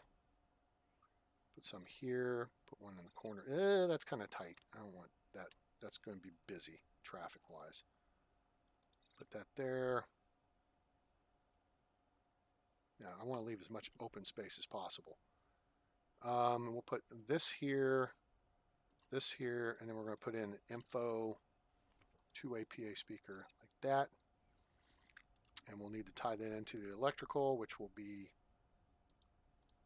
a connect to downstairs, a sign there. Good. All right, close. We could do some of those down here, I suppose. Let's do there, there, there, and there. I know that's not going to cover everything. The way to cover everything is do this. Put that there. Put this here. Wait, what? Oh, damn it. It works. So it works over here on this wall, but won't work there. Oh, that sucks. All right, so what we'll do then is put one here and one here.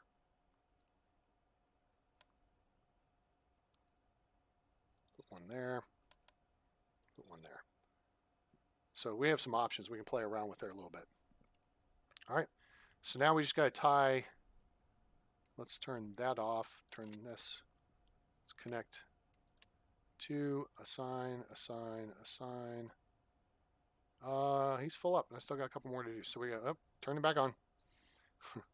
Turn InstaBuild back on. InstaBuild. Hello, InstaBuild. I need you. One more minute.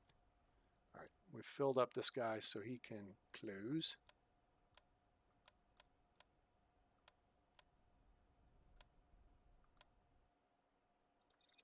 Okay, put that there. So then we'll connect him to, oh, one lonely speaker. Look at all the lonely speakers. All right, I think we are good to go. I mean, we can add little foo-foo stuff, but we can do that along the way. Let's see, wait a minute. I do think a two-way right here would be who of us? Yeah, let's put that there, because that way it kind of covers into the store, and it'll cover people coming up and down the stairs eventually. Okay, let's see here. Anything else we want to put along the way here? I think we're going to do a couple more benches just in case people need to rest as they trek between terminals. So we're going to do a setup here. So we're going to do a, let's see, that garbage bin, plant,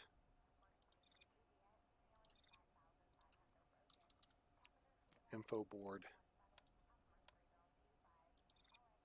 Okay, cool. And then we're going to use the clone tool and just repeat that. And we'll do that up here too.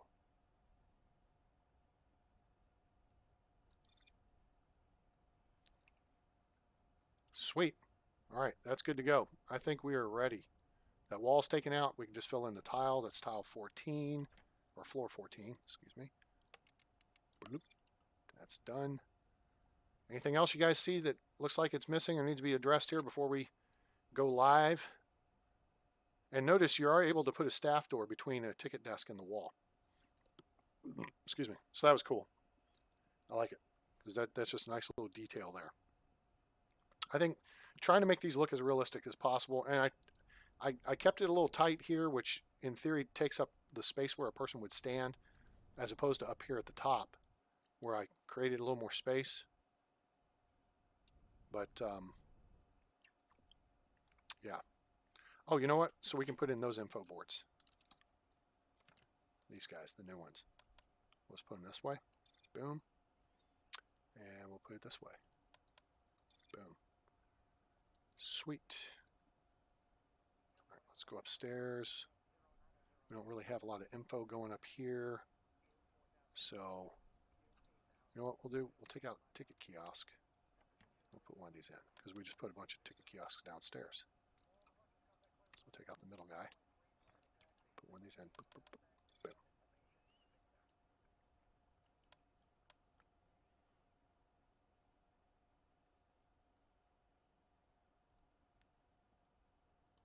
There, as people come out of security, they can see that and they can make decisions. Cool. Vendor machines behind coffee and donut kiosks. Oh, you know what? I want to put a couple of vending machines up here. I don't want people going hungry up here. So let me put them down on this wall. Drink vending, bip. Put an ATM just for giggles. And of course, garbage bins either side. Down. We're not going to put one that side. Okay. Swell. All right. So how about putting them down here? Yeah, no, that's I put them upstairs. I think that'll be okay. This is for future use. I think I could put more ticketing in here. I mean, I could put a kiosk in there, but if people follow the path, and they've got food available up here and drink, then they come down, and then they're going to be going to the terminals where all the food and drink is. I'm trying not to spread it out too much. So, I mean, you're right. I could put them in here. All right. You know what? What the hell? We'll put electronics vending there too.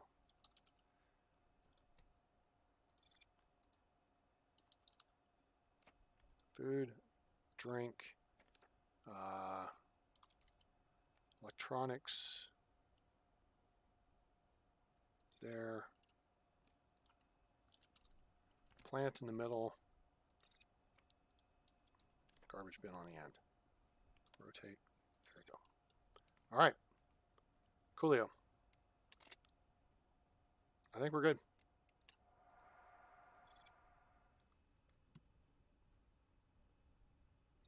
All right, where's our first packs? Now I want to see how they interact. Okay, here we go. Staff's on site.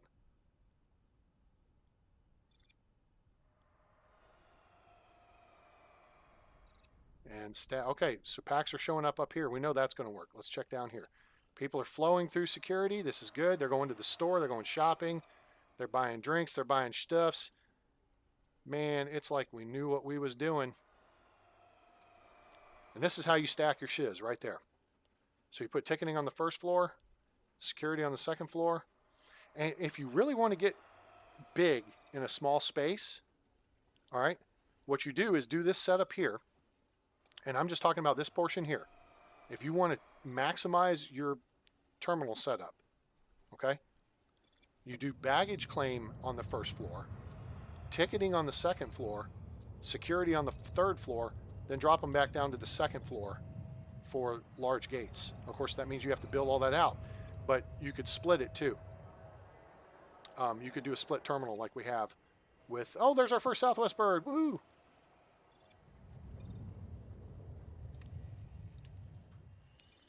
Look at these people coming from the other terminal, and they're going to the other.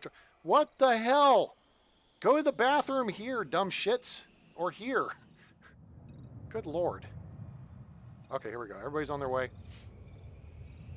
And we're good to go. Wait, one more. Oh, you're an idiot. Woohoo! First flight off.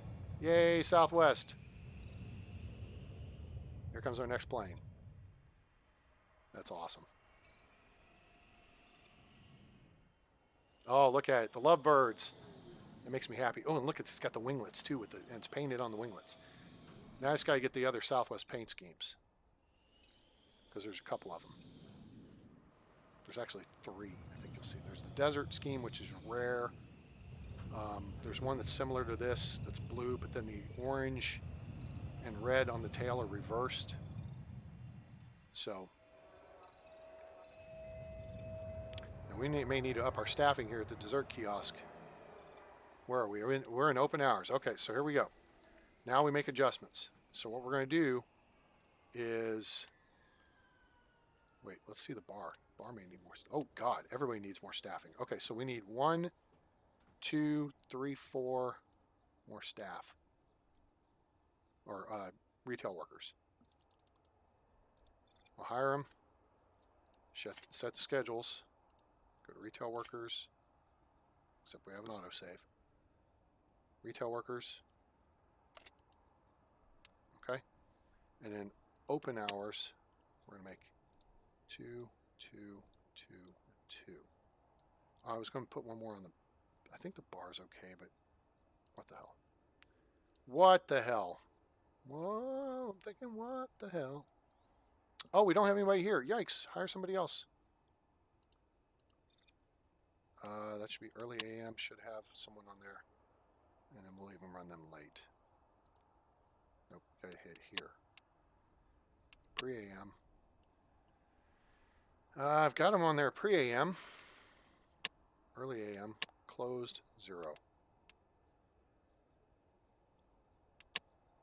Late PM, I'm going to take that person off.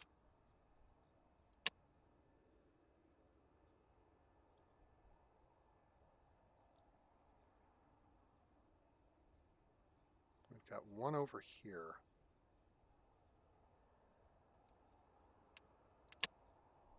There we go. Okay, I like that setup better. Okay, cool. Roll.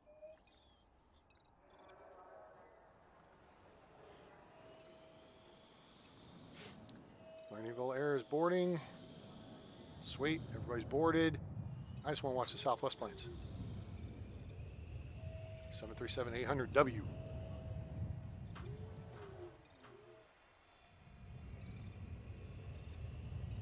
That's just cool.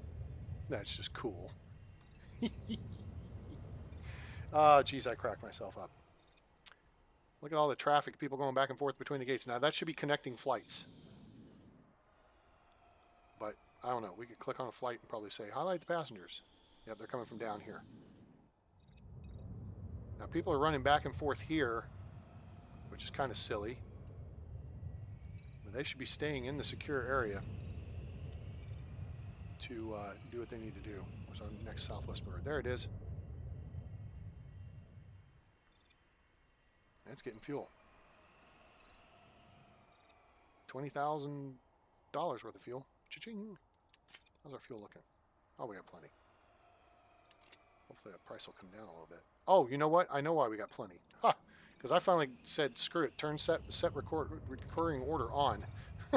So yeah, it gets we gas up every night. Now, I'm seeing a bit of an issue, which is something I'm going to address later. But parking is all up here at Terminal A. I'm gonna have to stretch the parking lot down here to Terminal B. I didn't take the time to do that. But there's two things to this. Now, there's a pro to what I want to do, which is it will stretch parking down. Oops. And POVs will not pull out here and block traffic. They will drive down all the way past here and then pop out. The con is delivery trucks and garbage trucks and fuel trucks actually duck down the road ramp. They pop back up here and then they zip and they turn on the road here. Technically, they shouldn't do that, but it gets them out. It takes them around the buses. So there's a pro and there's a con to it. But we will eventually extend that parking down here. There's a lot of people there at the train station. Okay, they just got on. Now that, wait a minute. That's stupid. And where the hell are you people going?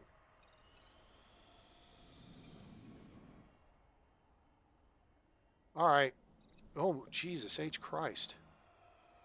There's not even enough for the frickin' train. Okay, hold on. I gotta make a change here. We already have longer LRTs.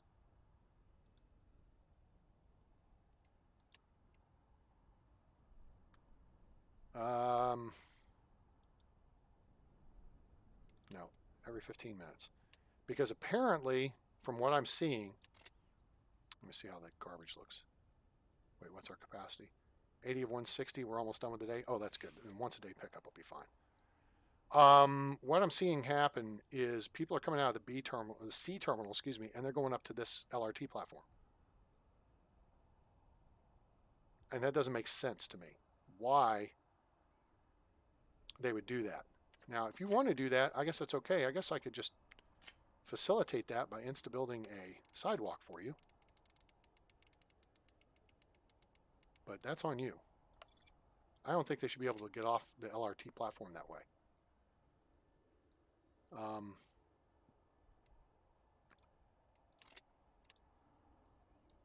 And now they're even getting off the sidewalk I built for them.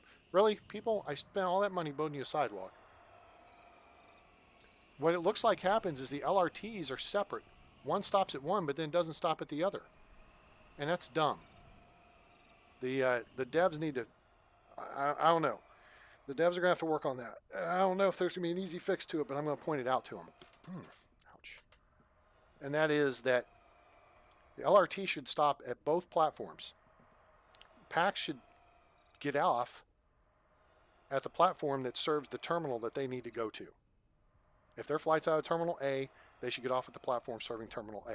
If they're going to Terminal B, you know, blah, blah, blah. You guys get the picture, right? Rocket science kind of thing.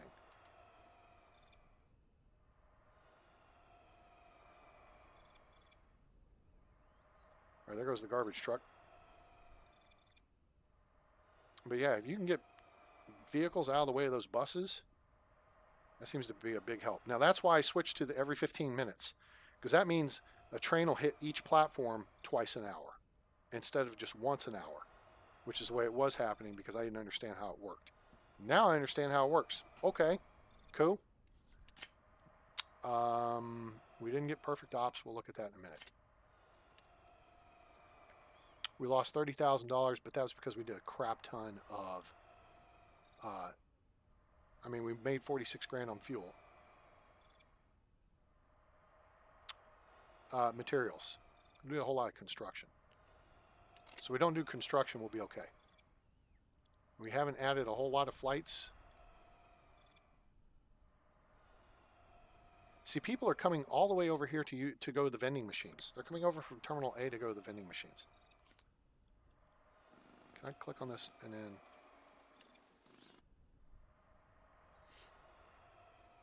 Food vending. So that's the number of people interested in food vending.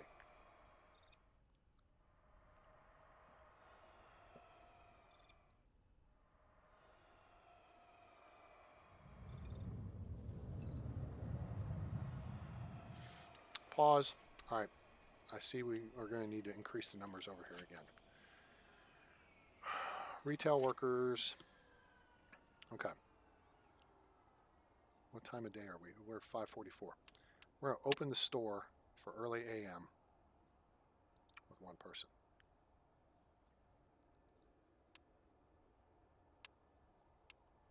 We're going to put 2 people on each of these for early AM.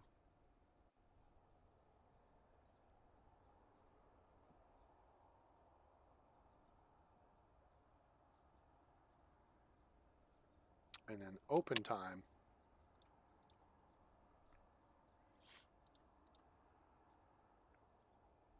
There.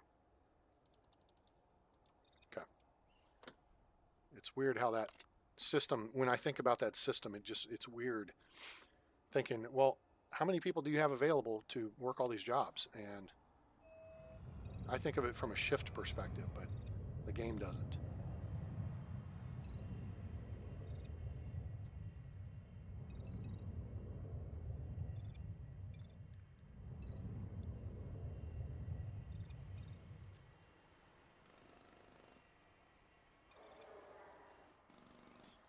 See, there's the game WestJet, and I actually have the WestJet airline downloaded.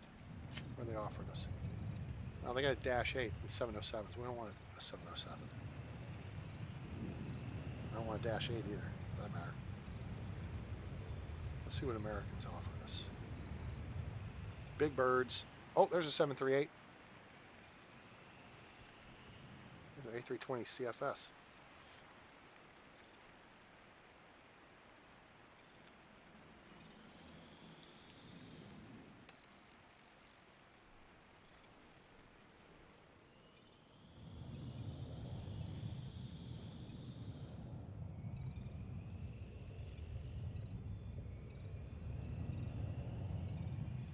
American original arrival 11:45. Wait, what?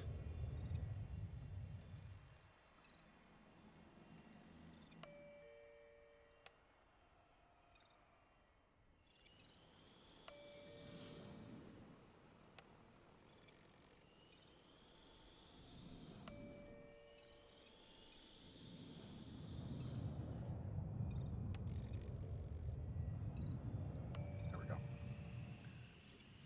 Put an American flight in there. What do you got in the afternoon? What other airlines do we have that I want to maybe look at? JetBlue. Let's see if we get JetBlue playing in the afternoon. A321 uses a large gate. We'd have to put it on A6 or C246, which are not built out yet.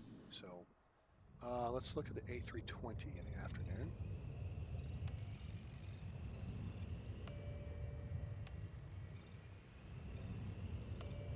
Let's see here. How are we looking there?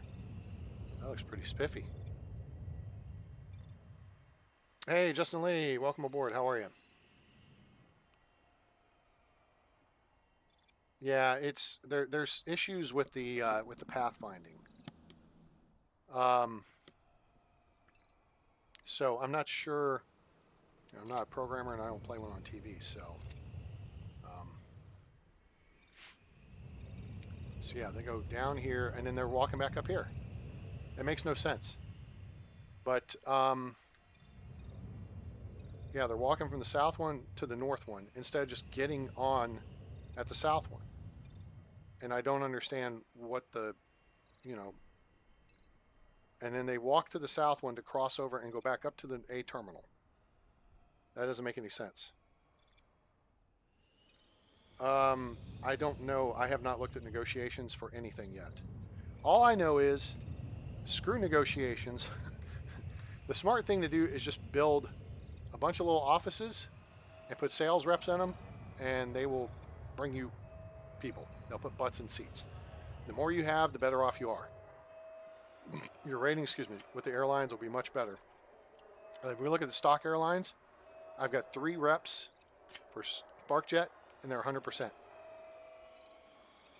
Lernyville Air has 3 reps. Oh, they have 2 reps, and they're 100%.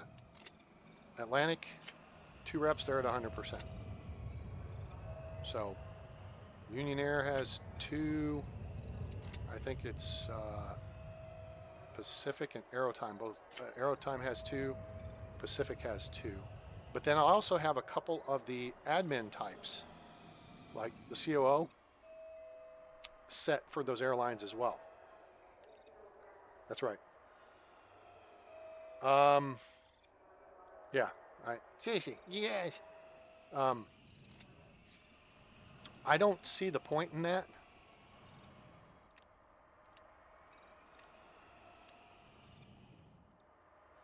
I think these are the original crosswalks. There they go. Zoom, he just got run over. Oops. Zoom, he just got run over. So I don't know. I mean, these are set up with crosswalks to either end of the platforms. And so, all right. So we're back below 10 million. So we got hammered there with something. Well, not yet. Oh, it was a frickin' another massive fuel buy. So we'll make money as long as we're not buying fuel every damn day. So we're going to turn that off. That's part of the problem. Of course, the other aspect, the other element of that is we're putting less fuel on more airplanes. When we open the larger gates and start bringing in the 767s and bigger, then you're putting more fuel on one airplane. And there's when you make more money. I don't, technically you wouldn't give Southwest a first class lounge. But so let's see what they, so I've assigned them 3 salespeople. They're at 71%, but look at all the flights they're giving me. I mean, I could fit out a whole terminal with it. It's what, 17, 23 flights? That's 3 gates. And I've already got them full on this gate. So if I build out this terminal here with 4 gates, which eventually is the plan. What level am I on? 1 and 2. If I eventually build that out with the 4 gates, I mean, that's going to be the Southwest terminal. And they'll fill every time slot. So, okay, that works. Okay. Lernyville Air and the smaller airlines will probably get bumped to this terminal. So Southwest will get Terminal B. Lernyville and some of the game airlines will get, with their smaller planes, will get Terminal D. Then Atlantic is already full on this gate and is already starting to use this gate. I'll bring Atlantic, bigger Atlantic planes in on these 2 gates. And we'll see how that works out. I don't know. I may keep Lernyville here. Because like I said, I'm using them as like a code share with Atlantic. So, you know, the color schemes are pretty close. So it makes sense that, you know, why not? All right. So, looks pretty good. Let's go ahead and run through midnight here. Well, wait a minute. Hold on. Let me see if we want to pull a couple more. If Atlantic's offered us a couple more flights. Atlantic. Now I got to find them. Okay, where are we looking at? We're looking at gate C3. And we're looking at small flights. They have nothing. Nothing new. Nothing to add. All right, everything else is pretty much full back up. We have 1 time slot available. We could slip something into on A5, but I think we'll hold off on that. And next time we'll look at, so a couple things we're going to do is to try to, let's look at how we did. Horrible. We did horrible. That plane was 8 minutes late, 6 minutes late, 5 minutes late, 19 minutes late. We had 1 person miss their flight. 1 person. But we have flights that are late. And I suspect now it's runways. It's runway availability. I mean, we can land or depart 2 planes at the same time, right? But I think at this point we are going to have to look at going to the bigger, go and add runways. I mean, I could just add this one. Just add the matching runways. Insta build. Let's do insta build. And we'll go to concrete, because we're going to need concrete for the big birds anyway. Boink. Okay, so there's that. Now we need the taxiway. We're going to build this taxiway here, because I don't want to lengthen this runway yet. I don't want to do the full build out yet. There's that. Okay, so that's all built. Now we need to upgrade it. And we need to get rid of the planning schmutz. Good. Alright, so now we need lights.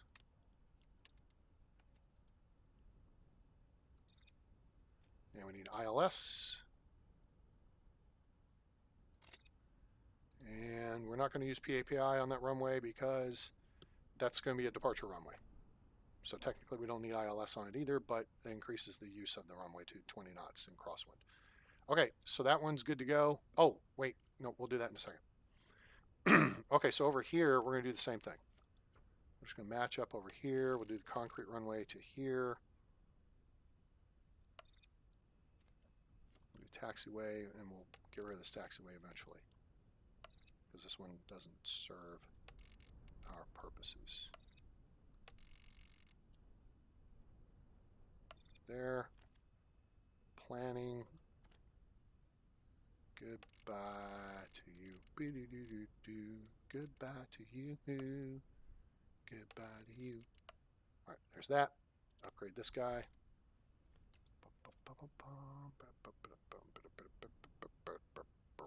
Boink. And we'll put ILS on him. Oh, wait, no. We will not put ILS on him because I prefer, the winds are typically out of the west. I want to minimize the use of these runways. Now we got to maximize the use, I guess. So, shoot.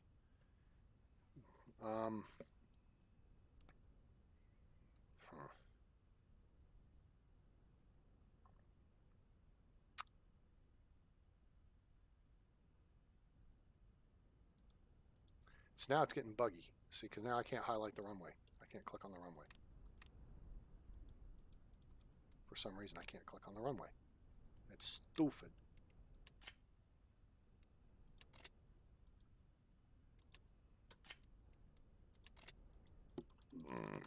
Why can't I click on the runway? Can't click on this runway either. Can click on this one. See, that doesn't make any sense. There's a bug in the game. I need to send that in. So, but I want to set up in the runways. Okay, so let me get this right. 09 right, 27 left is a departures only. And this one's arrivals only. And 18 left. Oh, wait, shoot. 09 right. Oh, yeah. No. I got that backwards. There. Okay, I think I got that right. 09 right is this one. 09 left is this one. 09 left is departures. 09 right is arrivals. 18. No, this is 36 left. 36 left is arrivals. So that makes 36 right is departures. Okay, cool. Let's run through a day here, and then we're going to wrap it up. Did I advance time since I built it? Does that matter? How do you get early morning flights? You do the government grants. And there's one of them, I think it's investments, unlocks early AM flights. No. Have I got this? Okay, I got that. Airport efficiency. Done that. Done that. Done that. Oh, kick in a minute. That'll finish that track. Airline services is EAM flights. So here you got to negotiate and assign 10 offices to airlines. So screw that. Airline services, I don't think is the way to go. I think passenger experience. Oh no, this one has makes high-end store items double the value. So I've got 2 of the 3 things. I got to build 5 stores. I've only got 1 store, so you can't accept more than 2 grants at a time. There, airport efficiency just finished off. Now here, that's tourist traps. So I thought there was 2 of them that unlocked.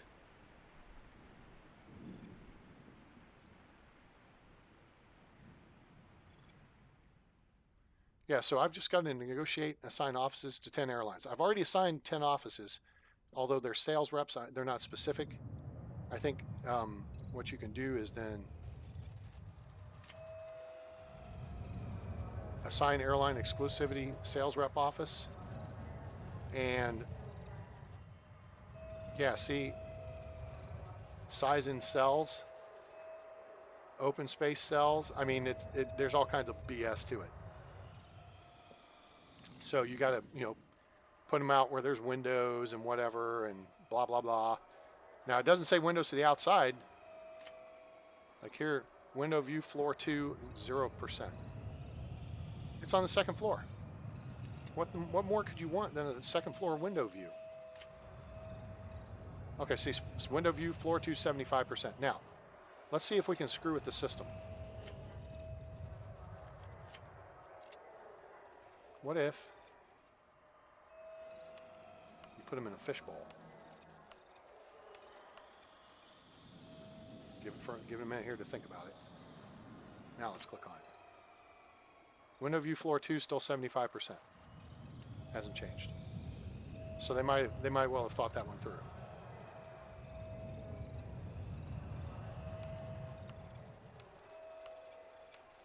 I love it when you wish somebody a happy birthday on Facebook, and I do it privately in an instant message. And then they finally get back to you like 2 weeks later.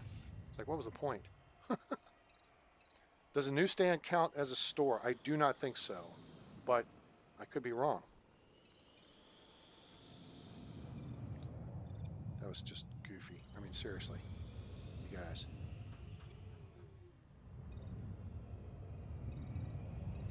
August 6th. I wish this person, this is a former coworker of mine, I wish them a happy birthday. What's today? The 10th? 4 days later. Yeah. Glad I wasn't saying you won the lottery. You need to get back to me in 24 hours. I'm a prince in Africa and I need your bank account information so I can wire you $10 million. So let's just see. Here's the problem: is I don't want to. Is that passenger experience? Yeah, build 5 stores. See, now I'm screwed because they do not count as stores. You would think they would, but they don't. So I've got 1 store here, and I'm going to do another store upstairs, and then we're going to do a store over here, maybe 2. Oh shit. Let's take a look at a plane here and see where everyone is. Okay, everyone's through security. They got 75 minutes. Come on. Playing arcade game. Good, they're going to Terminal frickin' C. Why? Imbecile. 42 minutes, folks. Start heading to the gate. There you go. Head to the gate. Head to the gate. Get on the plane. Get on the plane. Boom, done. Good. Goodbye. These 2 gates are going to be the only 2 that don't get upgraded on this. These 2 and this one are going to get upgraded because part of the issue with that time, and you guys may not realize this, but watch here. Are these people leaving the plane? Or okay, watch where they disappear. There's the despawn point here. The spawn point and despawn point on a small gate ground level is the top of the stairs. But if you go to a gate with a jetway, see, watch. Everyone spawns coming off here, but now watch this. If we click on this, click highlight passengers, look where they're starting. They start in the jetway. So watch when people start boarding, they disappear in the jetway. They don't go all the way to the plane. They disappear in the jetway. That's the despawn point, right about there. What I'm saying here is that's that much less distance they have to go. And that's, maybe a couple of minutes difference in the game. But it's something to consider.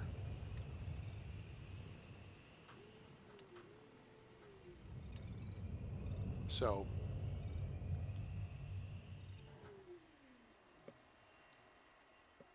$737 coming out of the sky. Or won't you take me down to Memphis on a midnight ride? I want to move to the plane in the traveling band. Yeah.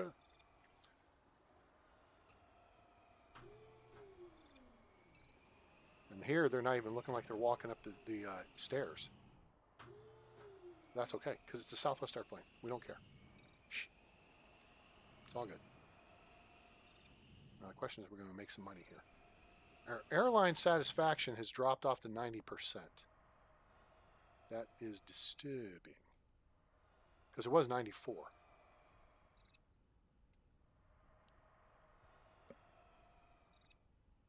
So I'm not sure what the issue is. Oh, it could be people missing flights. But, oh, good Lord. We had 3 people miss their flight. 3 people. But we had flights. 2 minutes late is okay. 1 minute late is okay. This plane, though, was 18 minutes late. SparkJet 3797.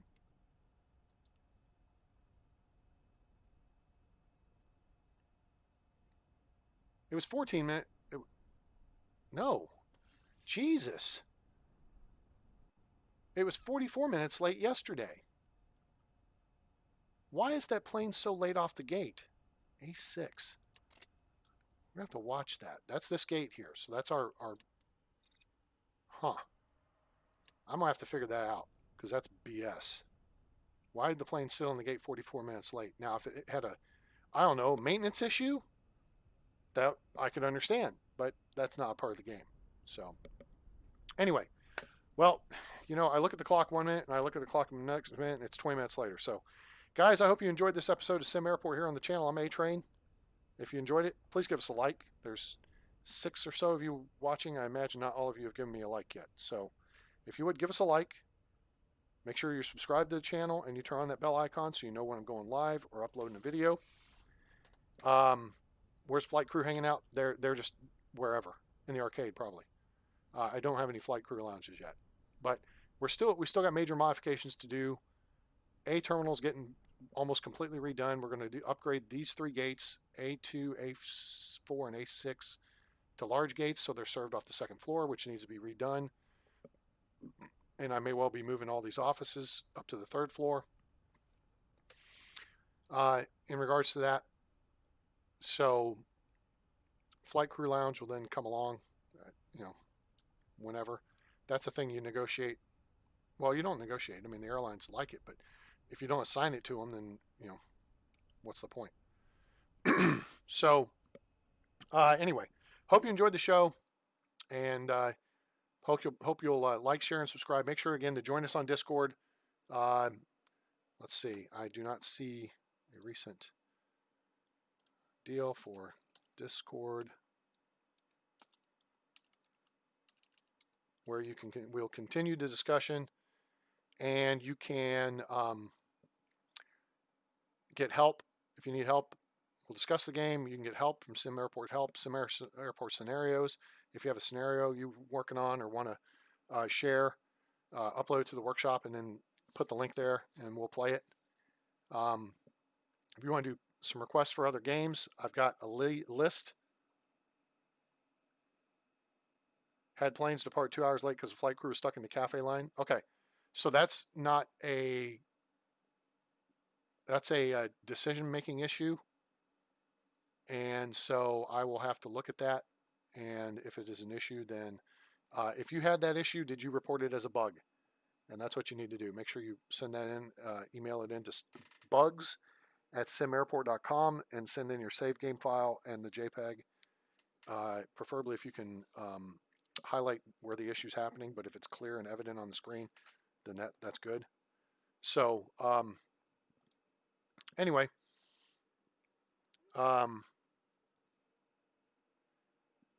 you can, geez, where the hell? Oh my gosh, just everything is behind on the chat here. So I have no idea where chat's at. Well, chat's up to date on the laptop. It's not up to date on the PC where the game's actually beaming out of. So what the hell? Anyway, but thanks for being here. Hope you give us a like, share with your friends, let them know about the channel, help us grow to 1,000 subscribers and beyond. And your donations are welcome at paypal.me/atraingames. I appreciate your support. So we will see you on the next one. I hope you enjoyed it. I hope you have a great day, night, evening, morning, wherever you are on planet Earth or beyond. I'm A-Train. It's over. And I'm out.